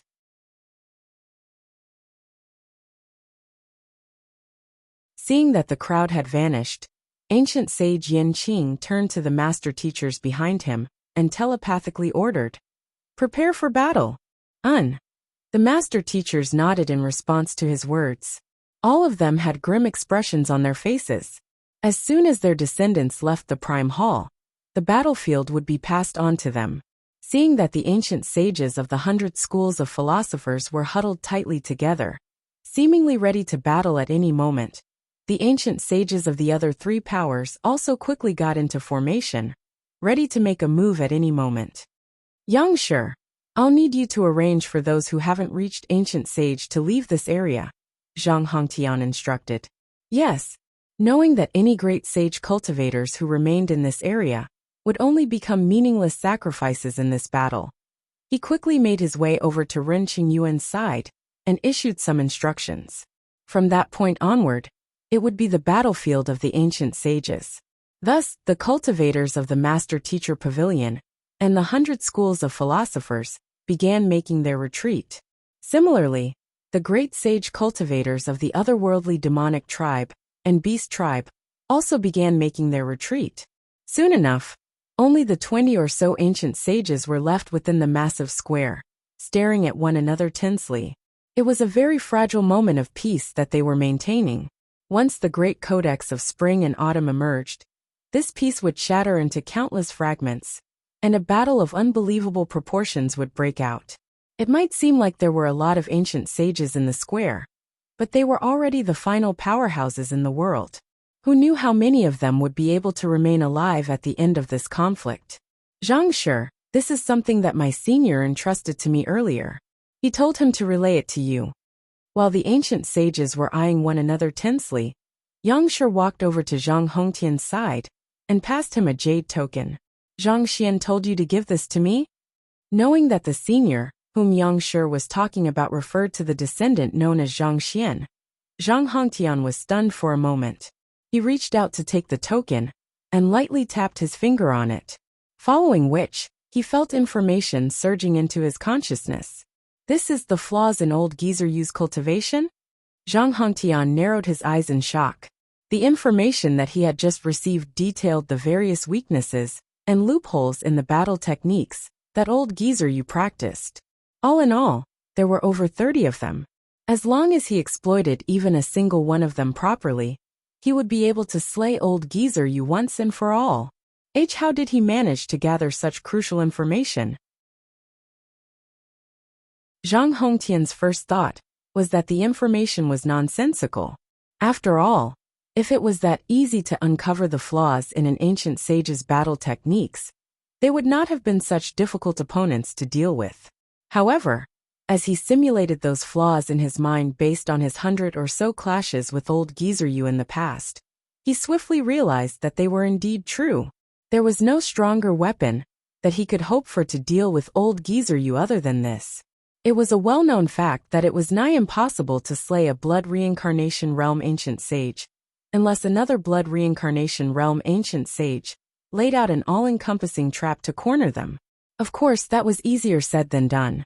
However, with so many flaws, he was confident that he would be able to corner and kill old Geezer Yu. From that, it could be seen just how valuable the information was. "That lad really never fails to surprise me," Zhang Hongtian remarked. His curiosity regarding that descendant of his only seemed to deepen with time. The lad had single-handedly obtained the cruxes of 5 outer dimensions, and even the prime amulet. He had placed the slots that the 4 major powers were dying to lay their hands on up for auction. More importantly, he had been completely devoid of fear in the face of an expert of old Geezer Yu's caliber. And he had even collected the flaws relating to him. Yang Shi hesitated for a moment before saying, "Actually, when you were severely injured 20 years ago and needed a purer Zhang clan bloodline to recover. My senior was the one who offered his bloodline up to you, so that you would be able to survive. Back then, old ancestor Zhang Hongtian had been so severely injured that he had fallen straight into a coma. As he had swiftly gone into hibernation after his condition stabilized, he had not heard the full details of his treatment. As Yang Shi was the one who had arranged the treatment, he was extremely clear about the details. What you are saying is that his blood is flowing through my veins. Zhang Hongtian was taken aback. Find authorized novels and web novel faster updates. Better experience, please click for visiting. That's right. Yang Shi nodded in response. No wonder I felt a close sense of intimacy toward him. Zhang Hongtian widened his eyes in realization. Previously, he had thought that it was weird how he had felt an inexplicable feeling of affinity with that descendant of his. This perfectly explained it. His bloodline was pure enough to save me. Yet, despite having his bloodline stripped from him, he was not only able to survive, but still possesses talent that ordinary men are unable to compare to. It seems like there's no need to worry about the future of our Zhang clan anymore. Zhang Hongtian thought. Having lived for so many years, it had been a long time since anything was able to pique his curiosity. However, at that moment, he felt like he wanted to know the person known as Zhang Xian a little better. Who? Having entered the Prime Hall, Zhang Xian was oblivious to the happenings outside, and he did not know the thoughts that were running through Zhang Hongtian's mind as a result of the jade token that he had given the other party. Instead, with an intense jolt, he suddenly found himself standing in the midst of a spacious hall. This hall was obviously much grander than the other subordinate halls, and the spiritual energy that suffused the area was much more concentrated. The paintings on the wall had an extremely high level of artistic conception, and it felt like the figures depicted in them would come to life at any moment. These paintings are still at a lower level than the canvas of 4 seasons. It doesn't seem like there's any aeon of ancient sage in there. Zhang Xian shook his head in disappointment. While the paintings were exceptional works, they did not have a sliver of the world sealed within them, so they did not have any aeon of ancient sage in them. As valuable as they were, they did not appeal to him anymore. The 3 otherworldly demons were just about to reach out to collect those paintings when a spear suddenly shot ahead of them, blocking their way. Gentlemen, hold your footsteps. I have something important that I would like to discuss with you. Zhang Xian looked over with a smile. He had only dared to sell the slots to them because he was planning to get rid of them as soon as they entered the Prime Hall. Otherwise, they would remain an eyesore. While the 3 of them were plenty formidable, it would not be too difficult for him, Zhao Ye Luoruoxin, and the others to eradicate them. You, not expecting Zhang Xian to turn against them as soon as they got into the Prime Hall, the faces of the 3 otherworldly demons darkened. They glanced at one another and uttered, "Flee." One of them took out a jade token and crushed it. Hula! A brilliant outburst of light enveloped the 3 of them, before swiftly darting into the distance. Freeze! Seeing that the otherworldly demons were planning to escape, he raised his finger and sealed the space all around him. Kacha! However, the burst of light tore apart the frozen space with ease. In an instant, the 3 otherworldly demons had already vanished from sight. It's an artifact left behind by the ancient sages. Zhang Xian narrowed his eyes. It seemed like old geezer you knew that he would make a move on the otherworldly demons, so he bestowed upon them a powerful life preservation artifact, so that they would be able to protect themselves. If he had brought out the infernal black saber, he might have been able to slay them easily. However, even though he had managed to bring the infernal black saber into the Prime Hall, he was worried that he might trigger the restriction if he attempted to use it in the premises. As such, he was intending to keep it as a trump card for the most desperate of moments. Forget it. There's no need to rush into getting rid of them now. With everyone on their guard, it would not be as easy for Zhang Xian to eradicate them. However, he did not think that this would pose much of a problem. With the little amulet in hand, there was no way that the others would have a chance of obtaining the great codex of spring and autumn. While harboring such thoughts, Zhang Xian turned to Yin Shui and said, since they have escaped, do you want to have a talk with me instead? Who? Before he could finish his words, the same burst of light erupted around Yin Shui and the others, and they vanished from the spot. Zhang Xian was silent for a second before he turned his gaze to the two remaining beasts. Before his eyes could even meet those of the two remaining beasts, they had already growled in a fluster. Don't look at us. We'll leave, all right? Hula. Similarly, the two beasts disappeared from the spot. Zhang Xian. The remaining crowd.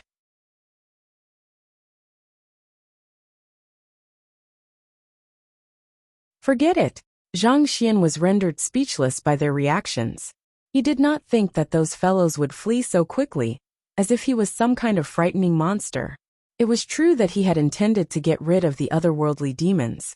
It could possibly spell the end of mankind if they, by any chance, managed to acquire the great codex of spring and autumn. However, for Yin Shui and the beasts, he had really intended to just have a chat with them. On the other hand, seeing the stifled look on Zhang Xian's face, Zhao Ye and the others could roughly guess what he was thinking, and slight smiles crept onto their faces. It's not that they are afraid. They simply want to avoid any unnecessary complications. As candidates chosen to enter the Prime Hall, they have only one mission: obtain the Great Codex of Spring and Autumn, Luo Ruoxin explained. Understanding this point as well, Zhang Xian nodded in agreement. He turned to the crowd behind him and said, Zhao Ye and Ruyan, these paintings are valuable treasures. Grab them. Yes. Zhao Ye and Wei Ruyan nodded before swiftly going around the room to keep the paintings. Cough cough. Zhang Shi, these are treasures left behind by Kong Shi. Isn't it a little disrespectful to simply take them away like that? The two master teachers who had followed along looked at him, with speechless looks on their faces. To actually strip the Prime Hall bare shortly after their arrival, was it not a huge act of disrespect toward Kong Shi? So your intention is for us to? Zhang Xian looked at the two master teachers and questioned. Shouldn't we at least pay our respects to Kong Shi first before taking those paintings? One of the master teachers remarked with a reddened face. It was Zhang Xian's turn to be rendered speechless. In the end, what the master teacher was picking fault at was that they had not paid respects to Kong Shi before taking the painting. Shaking his head, Zhang Xian instructed, Forget it, let's continue. Zhao Ye and the others moved swiftly, and it did not take long for them to clear all of the paintings in the room. Let's proceed ahead. After stowing all of the paintings, Zhang Xian flicked his wrist and took out the prime amulet. Little amulet, where is the location of the Great Codex of Spring and Autumn? It's located at the very center of the inner hall, Little Amulet replied. Lead the way, Zhang Xian instructed. Little Amulet nodded before swiftly flying ahead. The Prime Hall was almost like a labyrinth. There were many split roads that confused one's sense of direction. Nevertheless, under the lead of Little Amulet, Zhang Xian's group swiftly flitted ahead. They encountered quite a number of treasures along the way, and Zhang Xian did not hesitate to throw them into his storage ring. As a result, it was almost as if the Prime Hall had suffered a locust infestation. Not even ordinary sculptures were spared from Zhang Xian's plundering. The two master teachers could not help but shake their heads helplessly. They had not expected the young prodigy to be so greedy, and they found themselves wondering if it was the correct decision to be coming together with him. If Kong Shi knew that he had such a junior, he would probably die of rage. Why are there no decent treasures here? Is Kong Shi that poor? Find authorized novels and web novel faster updates. Better experience, please click for visiting. In contrast to the others who were awed by the Prime Hall, Zhang Xian was collecting the treasures all around with a grumpy look on his face. It was not that the items he had collected was devoid of value. Any of the paintings, zither, brushes, and so on that he had collected could definitely be sold for an astronomical sum on the master-teacher continent. However, there was nothing that came close to comparing to the treasures that he had collected in the subordinate halls. The two master teachers clutched their stifled chests, as if trying to resuscitate their halted heart. Those words were simply much too heretical, such that they could only act as if they had not heard them at all. Proceeding ahead, they swiftly arrived at a particularly vast atrium. This is the place. Little Amulet said as it fell onto one of the stone tablets by the entrance. Wang. It was as if something had been awakened by that action. The towering sculpture that stood at the very center of the atrium began to slowly turn its body around. As the face of the sculpture came into sight, gasps of disbelief sounded all over the room. It was Kongshi. Those who have cleared the preliminary trials, I welcome you to the Prime Hall. However, if you wish to acquire the Great Codex of Spring and Autumn, there's one last trial that you'll have to overcome. The voice of the sculpture was light, but it seemed to soak right into one's soul, as if the nourishing breeze of spring. Obtaining the Prime Amulet and Cruxes of the outer dimensions, and entering the Prime Hall were all trials for the candidates. Those who were able to get that far were indubitably the most talented geniuses of the world. However, they would still have to prove their qualification to inherit Kongshi's inheritance through one last trial. Right ahead of me is a walkway filled with illusory formations, slaughter formations, and all kinds of inner demons.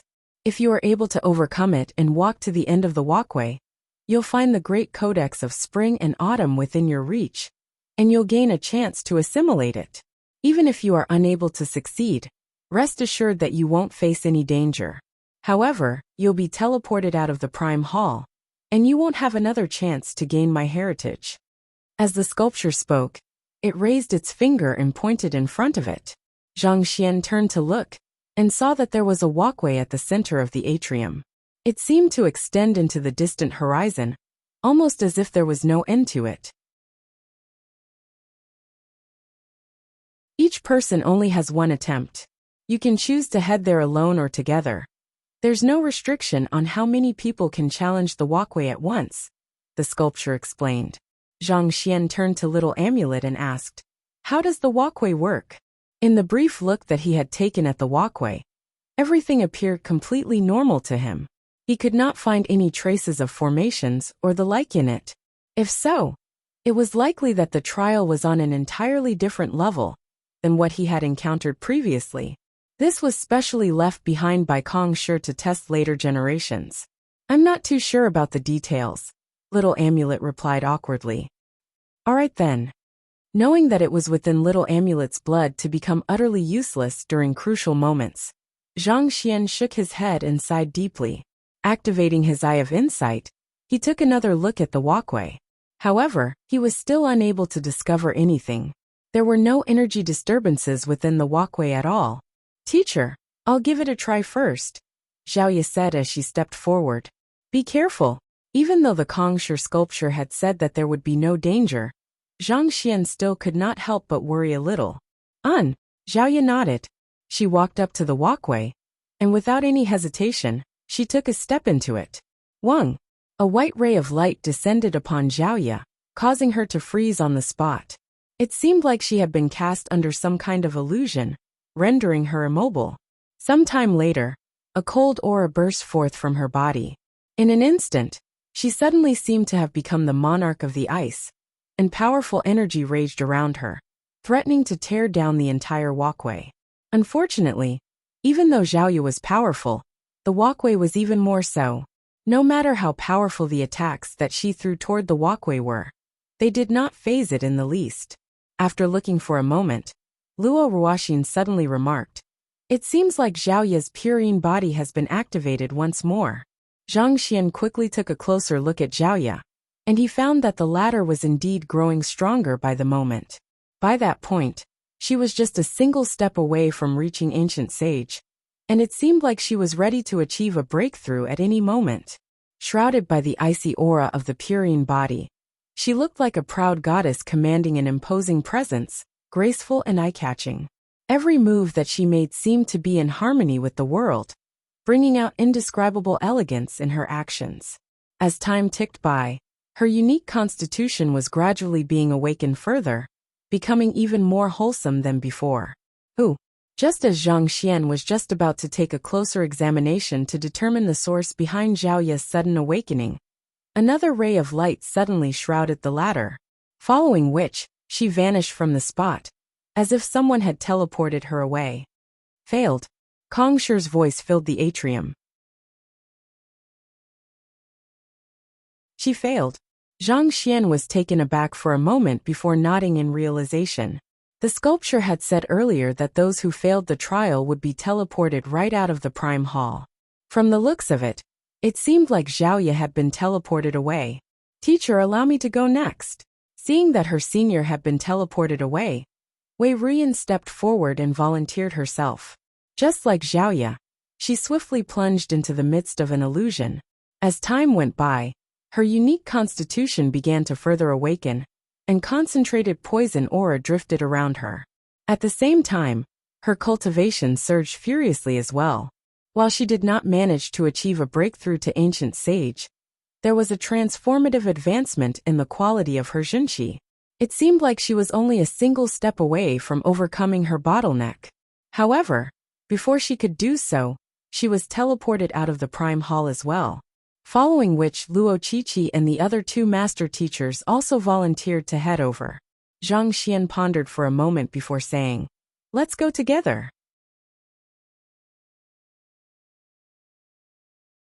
Since it had been shown that the trial posed no danger, there was no need for them to waste any more time. Their priority at the moment should be to clear the trial as quickly as possible and find the Great Codex of Spring and Autumn. The others nodded in agreement, and the group of 5 began making their way toward the walkway together. Hula. Walking up to the walkway, Zhang Xian suddenly felt a warm flow of energy embracing him, following which, the sight before him was swallowed up by a flash of light, turning everything completely white. By the time his sense of sight returned, he was standing before a lofty mountain. Or to be more precise, it was a mountain formed of countless books piled up on top of one another. Find authorized novels in WebNovel Faster Updates. Better experience, please click for visiting. The mountain pierced right through a dense layer of clouds, obscuring the mountain peak from view. At the same time, there was not a clear path in sight that seemed to lead one to the peak. Other than the enormous mountain of books, the other thing that caught Zhang Xian's attention was the line of characters flickering in and out of existence in the air. Reach the top and clear the trial. Surrender, and you shall be gifted a reward based on your progress. Kong Shi's voice sounded quietly in the area.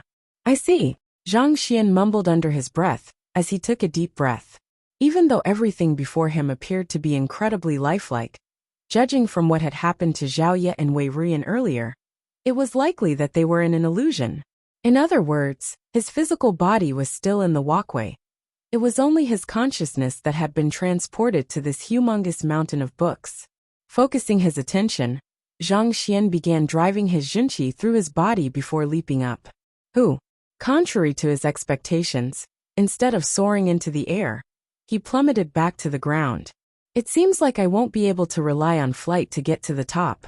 Then again, it would be too easy if I could simply fly to the top, Zhang Xian thought. Zhang Xian took a look at the mountain of books once more, only to see that there was no paved path that he could walk on. Staring at the steep incline ahead of him, he reached out in an attempt to climb his way up.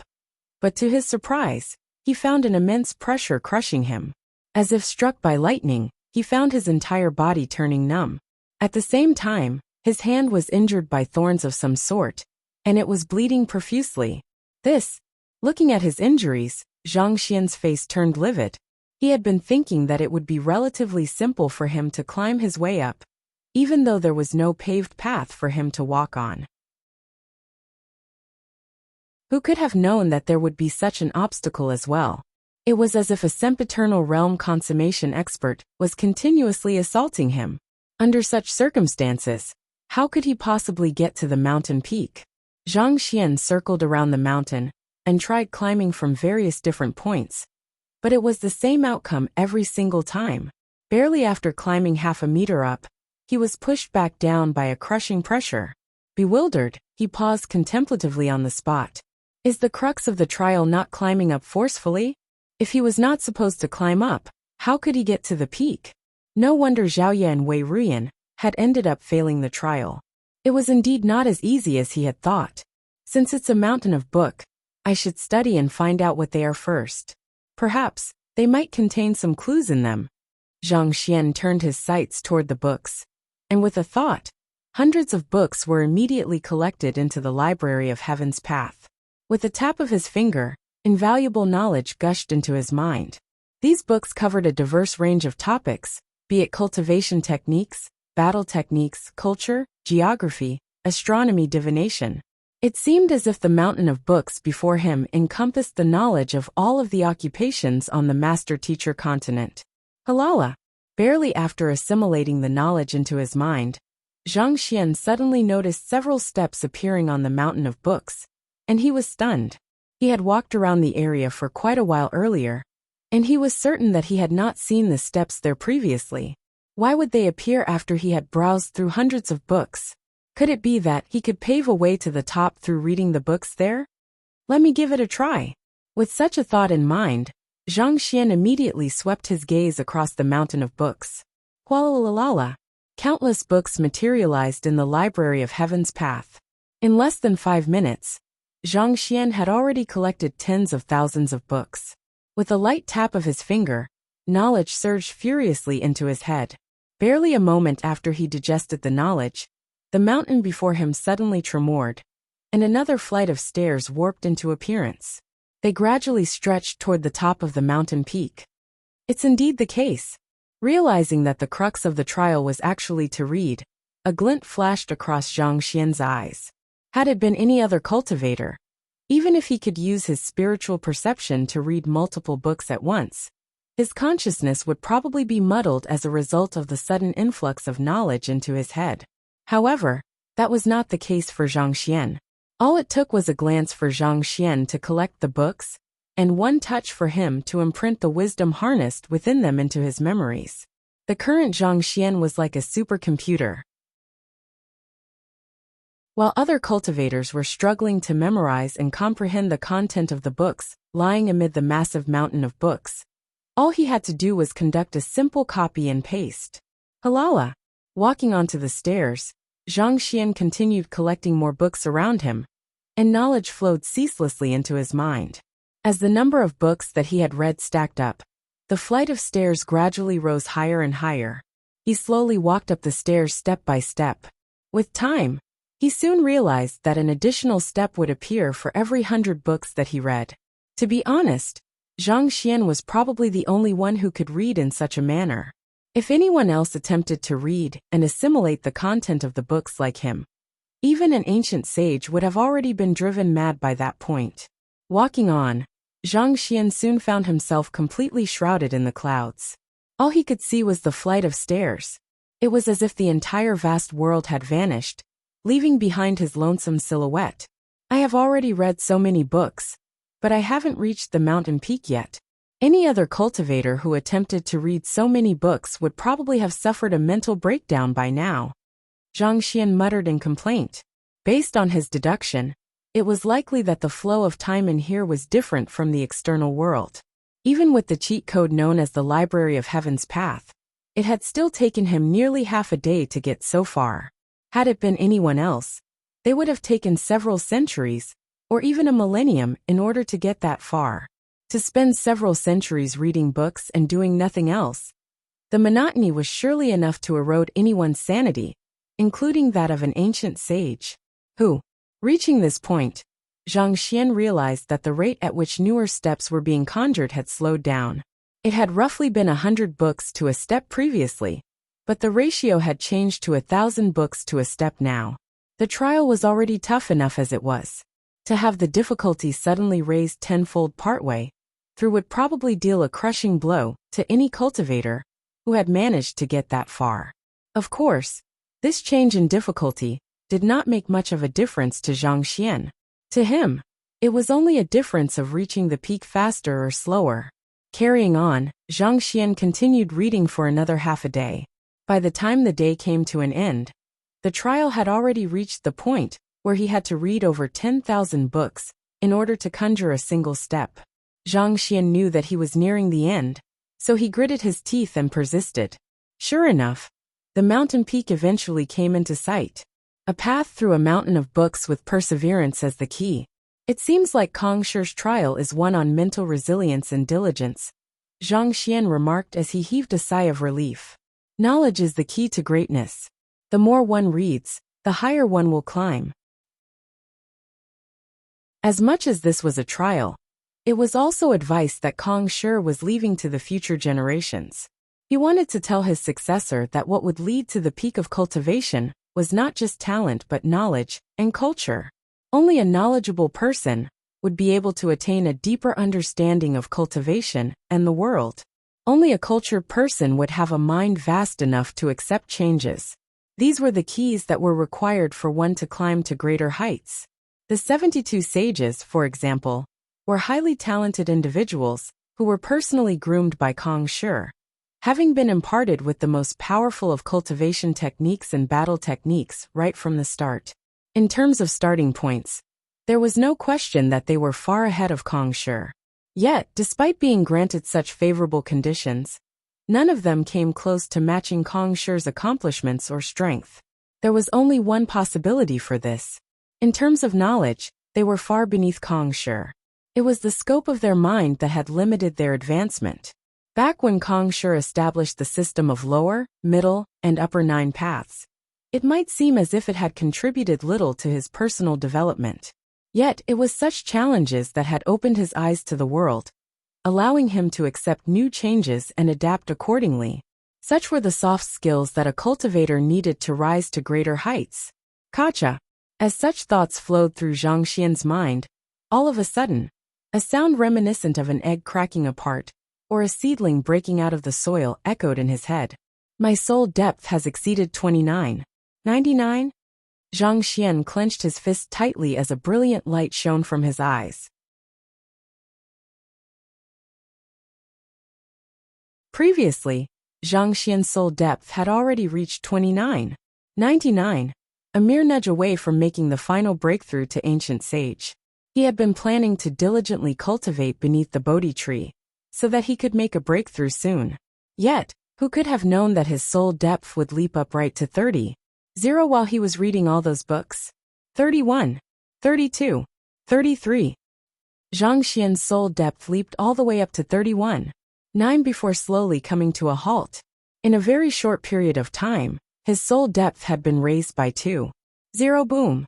With the sudden increment of his soul depth, Zhang Xian felt as if a storm had been whipped up in his head. All of his senses suddenly grew incredibly sensitive, and he felt like a countryside bumpkin entering a vibrant city for the first time in his life, witnessing the vibrant reds and greens, the delightful dances and cheerful songs. It was as if he was seeing a side to the world that he had not known existed. The cultivation techniques and battle techniques that he had never been able to make sense of before filled his mind and clicked together logically. It was as if the puzzles that had bewildered him for a long time had suddenly become no different from child's play. Not only so, he could also vaguely sense the existence of the aeon of ancient sage in the surroundings. If he wanted to, he could even tap on it and utilize it to temper his body, raising his level of existence. With such an ability, his chances of achieving a breakthrough to ancient sage were tremendously enhanced. It's no wonder they say that only those who have reached 30, 0 in their soul depth, will have a chance to push for a breakthrough to ancient sage. Zhang Xian nodded in realization. Previously, his parents had told him the various conditions required for one to make a breakthrough to ancient sage, and one point that they had been particularly focused on was soul depth. From the looks of it, that was indeed the case. If one compared the bottleneck to ancient sage to tightly sealed gates, the breakthrough of one's soul depth to 30, 0 would be equivalent to opening a crack in the tightly sealed gates. As long as one accumulated sufficient energy, one would be able to force the gates open and enjoy the beautiful scenery on the other side. In other words, if he reached sempiternal realm consummation, with the ancient sage blood droplets that he had gathered so far, he could push for a breakthrough to ancient sage in one shot. With this, the pressure that ancient sages exert won't be able to faze me anymore. On top of that, I'll be able to disguise myself convincingly as an ancient sage as well. Zhang Xian thought with a smile. His thoughts had grown much more lucid than before, and his mind felt invigorated. All of the negative emotions that he carried with him seemed to have been swept clean. Continue. Taking a deep breath, Zhang Xian continued collecting the books all around the mountain into the library of Heaven's Path, and converted them into his knowledge. It did not take him too long to arrive on the mountain peak. There was nothing unique on the mountain peak, except for a stone altar. He walked up to it and placed his palm on it. Hung long. Once again, he was devoured by a brilliant burst of light and vanished on the spot. By the time he came to, the mountain of books had already disappeared without a trace. Instead, he found himself lying on top of a leaf, floating in the middle of an ocean. Amid the rocking of the ocean currents, he sat up and scanned his surroundings. The blue sky seemed to meld right into the ocean water, leaving the horizon a little blurred. No matter which direction he looked in, there did not seem to be any end to the vast ocean. This rendered Zhang Xian completely confused. He had no idea where he was, and he did not know where he should head to. A path through a mountain of books with diligence as the key. Sail through the ocean of learning with a paddle of hardship, Zhang Xian murmured. Rather than getting flustered, he seemed to experience an epiphany. This seems to be the so-called ocean of learning. It was a mountain of books earlier, and only when one studied would the steps leading to the endpoint appear. It was likely that the same principles applied to the ocean of learning as well. If he did not learn, the leaf would not move, and he would never get to shore. A light ocean breeze blew across the ocean, producing a crisp sound reminiscent of an orchestra ensemble. The surface of the water rippled, as if a beautiful blue painting. Beneath the water, one could see countless fish moving around in a certain pattern. They seemed to be simulating some kind of formation. Gazing upon them, Zhang Xian found his attention slowly immersing deeper into them. With a pair of sharp eyes, everything in the world could enhance one's wisdom. Observing the vastness of the world, scrutinizing the free movements of the fish, the entire ocean encompassed great knowledge that seemed to fuse together with whatever he had studied previously on the mountain of books. With the slight bobbing of the leaf, Zhang Xian's heart gradually grew quieter and quieter. All kinds of knowledge flowed into his mind, and as if a dry sponge, he greedily devoured the wisdom. Some time later, Zhang Xian's body jolted, and he stood up. Painter, demonic tunist, blacksmith, beast tamer, spirit awakener, physician, formation master. All of the knowledge that he had learned from those occupations assimilated together impeccably, reaching the level of 9-star. At that moment, even without any special exceptions, he would easily be able to meet the 9-star supporting occupations prerequisites, thus making him a true 9-star master teacher. In fact, in terms of comprehension in these occupations, he might have even reached a level comparable to Kong Shi, far exceeding the typical geniuses of those guilds. Despite the massive influx of information, his mind did not grow befuddled. Instead, it was growing clearer and clearer, as everything that he had learned formed links with one another, bringing greater clarity to his web of knowledge.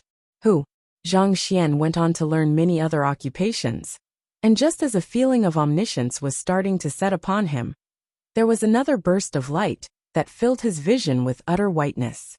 When he finally regained his sight once more, he found that he had returned to the walkway.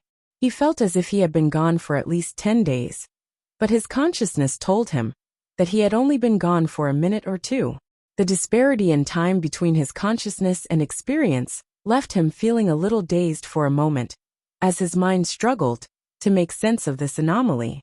It felt like he had just woken up from a transient dream.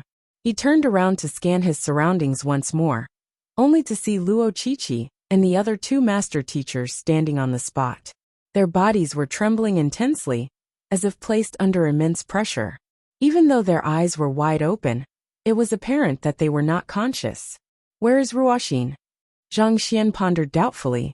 Of the other 6 people whom he had come in with, Zhao Ye and Wei Ruyan had failed the trial and had been teleported out. Luo Qiqi and the remaining 2 master teachers were still facing the trial, but for some reason, Luo Ruoxin was nowhere to be seen. Find authorized novels and web novel faster updates. Better experience, please click for visiting. Could it be that she had failed the trial and had been teleported out? Just as Zhang Xian was still trying to make sense of what was happening, Kong Shi's voice sounded in the air once more. You have cleared the trial. Proceed to the end of the walkway, and you'll reach the Great Codex of Spring and Autumn. If you are able to assimilate it, you'll be qualified to inherit my heritage. Hearing that voice, Zhang Xian hesitated for a brief moment before heading to the end of the walkway. For the time being, I should obtain the Great Codex of Spring and Autumn before deciding on my next move. Having been tempered by the mountain of books and ocean of learning, his soul depth had already reached a level comparable to the ancient sages. The pressure exerted on him by the walkway could no longer faze him. Soon enough, he reached the end of the walkway. Similar to the entrances of the Prime Hall and subordinate halls, there was an invisible seal that prevented any unauthorized cultivators from heading any further in. With a flick of his wrist, Zhang Xian took out little amulet and placed the latter against the seal. The seal slowly crumbled, and he swiftly made his way through. A majestic hall came into sight, at the very center of which was a marble stand with a book placed flat above it. A radiant glow was shining from it. There were two massive characters written in ancient script on the cover of the book, Spring-Autumn. Time seemed to be flowing through the book, making it feel as if it was an artifact that existed in the past or the future. It felt like an artifact that existed in the crevices of time. So, this is the Great Codex of Spring and Autumn. Zhang Xian's eyes lit up as he clenched his fists. He was just about to make his way over to the book when a human silhouette suddenly entered his field of view. A hand reached out for the book on the marble stand and picked it up. Upon getting a closer look at the human silhouette, Zhang Xian froze. Ruoxin.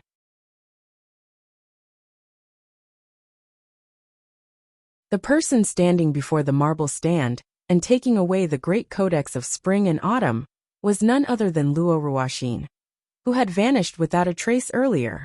Zhang Xian did not think that she would have already made her way there. Should it not have been impossible to get there without the prime amulet? How did she manage to get in there earlier than him? More importantly, it was due to his possession of the Library of Heaven's Path that he had been able to browse through so many books quickly. Was Ruoxin capable of such a feat as well? Hung long. Before Zhang Xian could make sense of those doubts, along with the picking up of the Great Codex of Spring and Autumn from the marble platform, the entire Temple of Confucius began trembling intensely. It was as if the cornerstone holding the entire place together had been removed, such that the entire dimension was beginning to tear apart. Voila!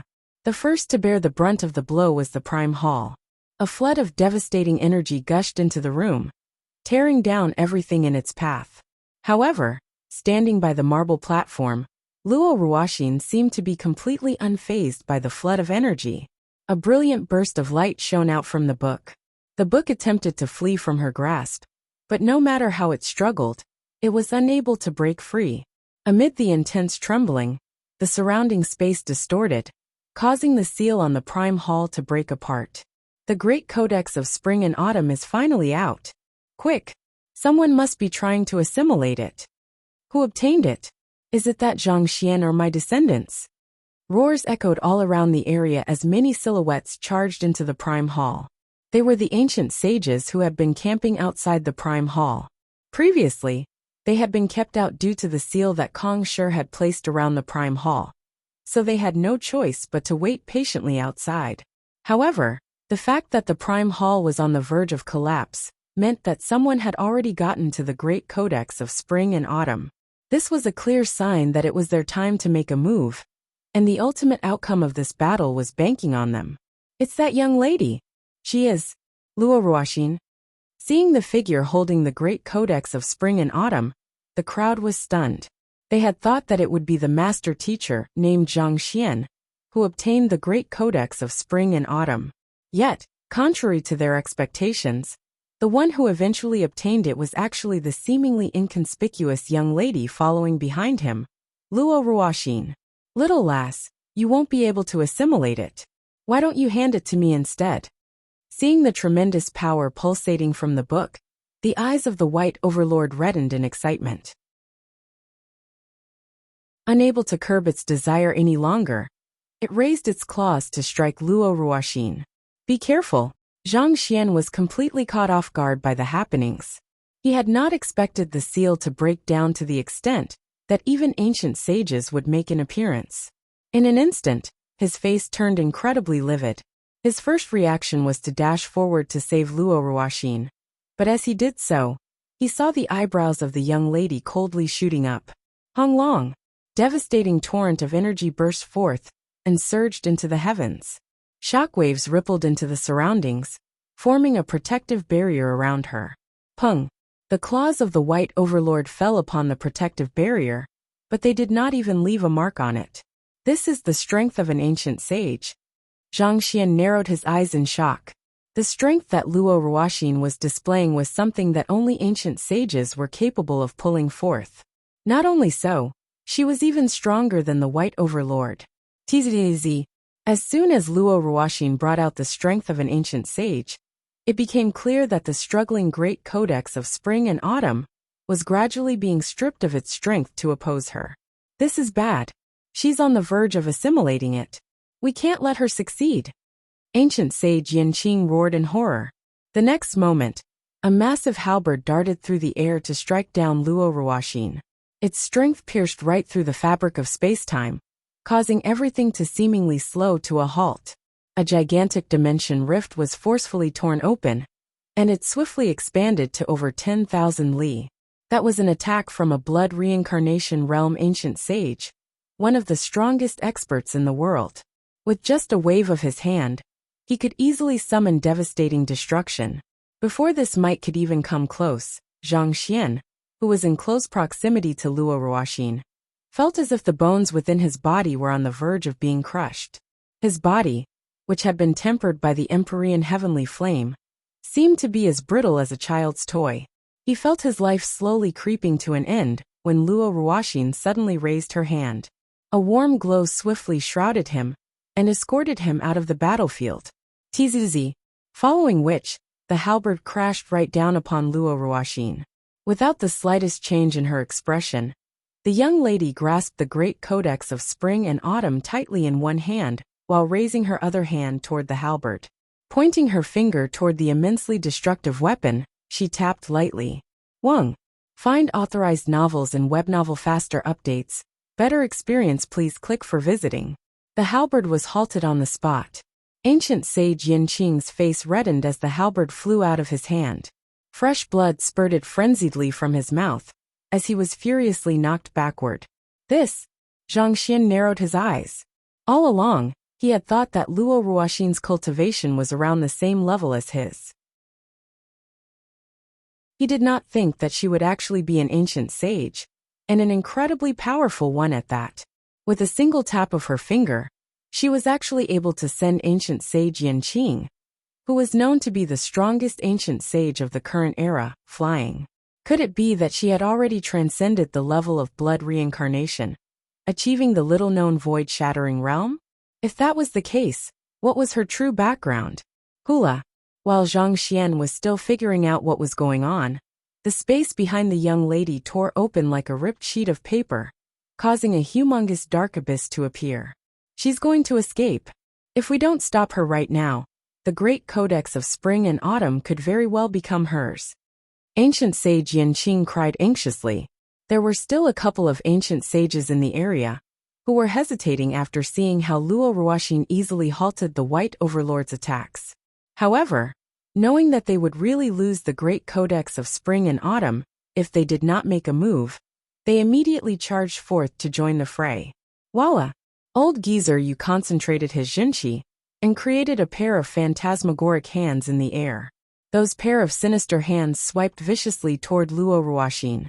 Ancient sage Yanqing took up his halberd once more, and with a powerful spin, he tossed it forward with astounding momentum.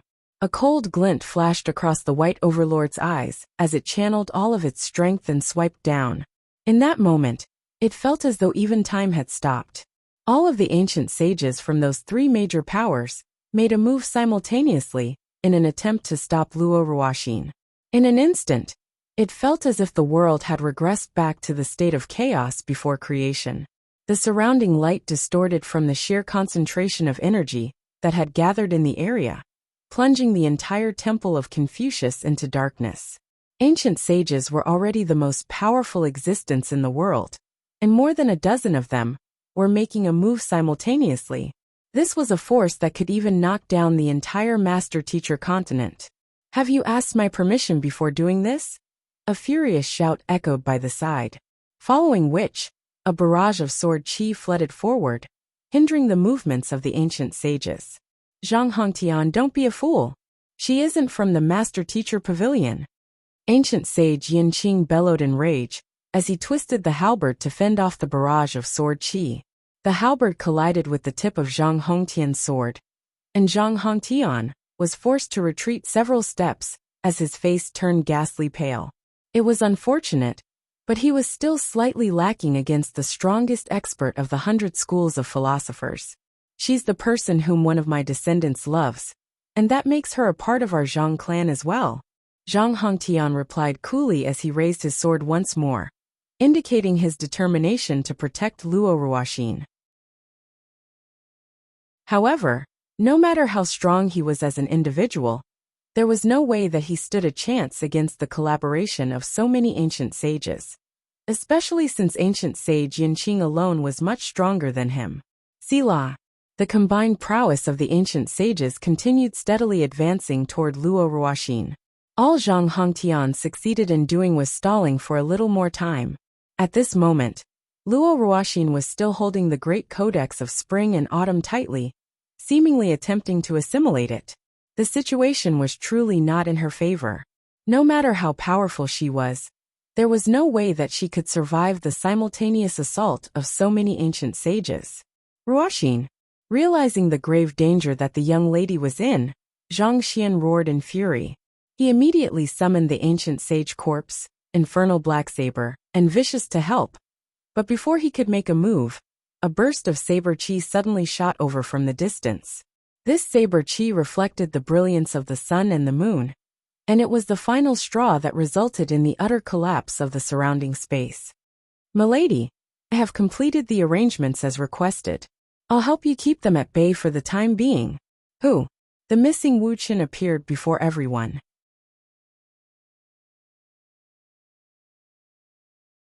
Help fend them off for a while. I'll assimilate the great codex of spring and autumn in the meantime. Luo Ruoxin nodded as she channeled her energy frenziedly into the book in her hand. Wuxia nodded, and without any hesitation, he continued striking out saber chi in order to stop the advancing ancient sages. Boom boom boom. As the attacks of the ancient sages fell on Wu Chen's saber, one could see his face visibly turning paler and paler. The saber chi that he dealt out gushed forth like the rapid tides of a river. Even though he was forced back again and again, astonishingly, he actually managed to fend off all of their attacks single-handedly. There was not the slightest shockwave that harmed or interrupted Luo Ruoxin. Strong. Zhang Xian was struck dumb by Wu Chen's outburst of strength. A battle of this level was not something that he could interfere in anymore. Just that, Wu Chen had only just achieved a breakthrough, had he not? Why was he able to easily obstruct the attacks of so many powerful ancient sages? A feat that even old ancestor Zhang Hongtian had failed in. Furthermore, throughout the entire collision, his face had only turned slightly pale.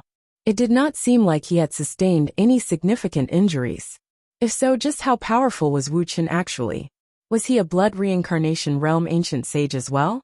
It was already amazing that Luo Ruoxin was able to defend against ancient sage Yinqing's attack with just a wave of her hand, but to think that Wu Chen was able to do so as well. In an instant, he felt as if he was seeing a completely different side to them. He knew that the two of them had been keeping secrets, but this was not what he had expected at all. He's finally appeared. Set up the formation. Ancient sage Yinqing did not seem to be surprised by Wu Chen's feat at all. Instead, his eyebrows shot up as he swiftly issued several commands. Wang. In an instant, blue light poured into the surroundings, forming innumerable stars that surrounded the entire temple of Confucius. Wu Chen's face immediately darkened upon seeing that formation. This is the ultimate treasure forged by the 72 sages. The Heavenly Palace Constellation Blueprint. You actually brought it here? We brought the Heavenly Palace Constellation Blueprint here today, to prevent you from getting away. You can be certain that today will be your death date. Ancient sage Yinqing sneered coldly. Find authorized novels in web novel faster updates. Better experience, please click for visiting. Voila!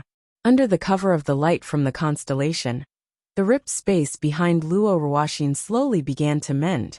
It did not take too long before it reverted back to normal. Zhang Xian also sensed that the surrounding space was swiftly freezing up, so he quickly whipped out the Dragonbone Divine Spear and pierced the surrounding space. However, he found that the space had turned incredibly hard. Even with his current strength, he was unable to break it open. Within the sealed space, it felt like ancient sage Yanqing was a giant who wielded the ability to control anything that happened. He raised his finger and tapped it lightly.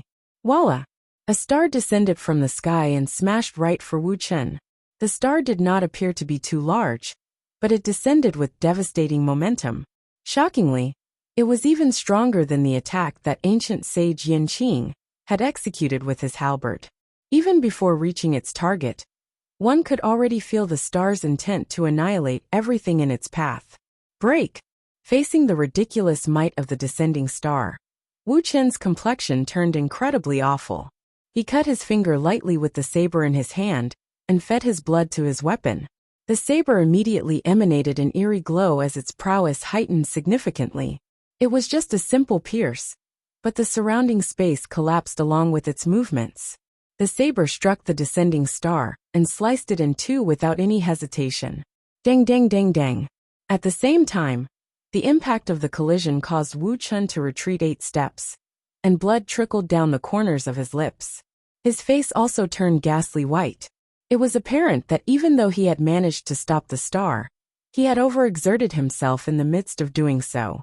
Seeing that Wu Chen was able to withstand the might of the descending star, a hint of astonishment flashed across ancient sage Yanqing's eyes. However, he soon sneered coldly and raised his finger once more. Let's see how many you can defend against. Voila! Yet another star descended from the sky. Knowing that Luo Ruoxin was in a crucial moment in assimilating the great codex of spring and autumn, Wu Chen did not dare back down. Taking a deep breath, he retracted his saber and fled. I can't afford to hold back at a time like this. This time Wu Chen did not use the saber. Instead, he flicked his wrist and whipped out 2 skeletal arms drenched in his blood before charging right toward the star above him. As soon as the skeletal arms appeared, a powerful aura exploded into the surroundings. The higher Wu Chen flew, the larger the skeletal arms seemed to become. In the blink of an eye, they had already become so large that they seemed to cover the entire sky. It seemed like as long as he was given sufficient time, those 2 hands could easily cover the entire world. Kacha! The skeletal arms tore right through the descending star, smashing it into dust. Furthermore, the skeletal arms did not stop at just crushing the star. They continued surging into the sky, and the tremendous might that they harnessed caused the entire starry sky to shudder. It seemed like even the artifact was unable to withstand the pressure coming from the skeletal arms. Incredible! If even the skeletal arms are so powerful, I can't imagine how powerful that person was when he was still alive. Zhang Hongtian and the others were bewildered by the impressive prowess that Wu Chen had brought forth. As ancient sages, they could feel the overwhelming strength of the blueprint very clearly. Even if they used their full prowess, they would still be unable to break apart the space-time restraints imposed by the blueprint, let alone destroy the descending stars. Yet, a single grasp of those 2 skeletal arms could make the entire blueprint shudder. Did that not mean that their prowess had exceeded the blood reincarnation realm? This aura. Contrary to everyone's bewilderment, Zhang Xian's body jolted as soon as he sensed the aura coming from the skeletal arms. He felt a familiar sensation from those 2 skeletal arms. It belongs to Vicious. Zhang Xian narrowed his eyes in astonishment. The right skeletal arm in the air was lacking a phalange, and the familiar aura that he was feeling confirmed his deduction. There was no doubt, it was Vicious. Why would Vicious arms be in Wu Chen's possession? Furthermore, the strength that they possessed was peculiarly great. Even after recovering the upper body, the Vicious in the Book of Heaven's Path did not wield such great power. All of a sudden, many doubts flooded into Zhang Xian's mind. He was unable to make sense of the situation. Spurting a mouthful of blood, ancient sage Yanqing bellowed, "What are you waiting for? Are you intending to back out at this crucial moment?" He had been sustaining the blueprint with his own energy, so the attempt to break the blueprint had caused his Junqi to suffer a major backlash. Of course not. Old geezer Yu, who had been watching the commotion from the side, swiftly made his way over with the ancient sages of the otherworldly demonic tribe. This, Zhang Xian staggered in shock. He dared not believe what he was seeing. From their conversation, it was obvious that ancient sage Yin Qing of the 100 schools of philosophers was in a partnership with old geezer Yu. In other words, the 100 schools of philosophers had defected to the otherworldly demonic tribe. What the heck was going on here? Other than Zhang Xian, Zhang Hongtian, and the others were also looking at one another in a daze. In terms of resentment, the hatred that the 100 schools of philosophers harbored for the otherworldly demonic tribe was definitely nowhere beneath that of Master-Teacher Pavilion's cultivators. Why would they actually collaborate with the otherworldly demonic tribe? Hula! Old geezer Yu flicked his wrist, and a straw garment materialized in the air. The skeletal arms that were tearing apart the blueprint suddenly halted, as if their strength had been neutralized by the straw garment. Quick, kill him! Old geezer Yu bellowed. On the other hand, Wu Chen's face darkened. He bit his finger, and fresh blood spurted onto the skeletal arms. However, the skeletal arms remained completely motionless, as if they were hibernating. Wu Chen attempted to control the skeletal arms, but they refused to budge at all. He clasped his fists tightly and roared at old geezer Yu in the air. Bo Yu, you traitor! How can you collaborate with the 100 schools of philosophers? Aren't you afraid that I'll decapitate you? Ha! You'll have to escape from here alive in order to kill me. Without the slightest fear, old geezer Yu chuckled softly. Besides, you should also know that the person who wants to claim your life isn't me, but Sovereign Chen Ling. Isn't that so, Sovereign Chen Yong? Sovereign Chen Yong? Could it be? Zhang Xian's body stiffened upon hearing those words. His eyes were marred with disbelief as he muttered, Wu Chen is actually Sovereign Chen Yong from the otherworldly demonic tribe? You're tuning in to the Li Mei's Wuxia Whispers YouTube channel. We're so grateful for your support, and don't forget to subscribe to join us on this incredible journey through captivating stories. Your generosity through donations truly makes a world of difference, as it's the primary source of revenue that allows me to expand and enhance this channel for you. Thank you from the bottom of my heart for being a part of this adventure.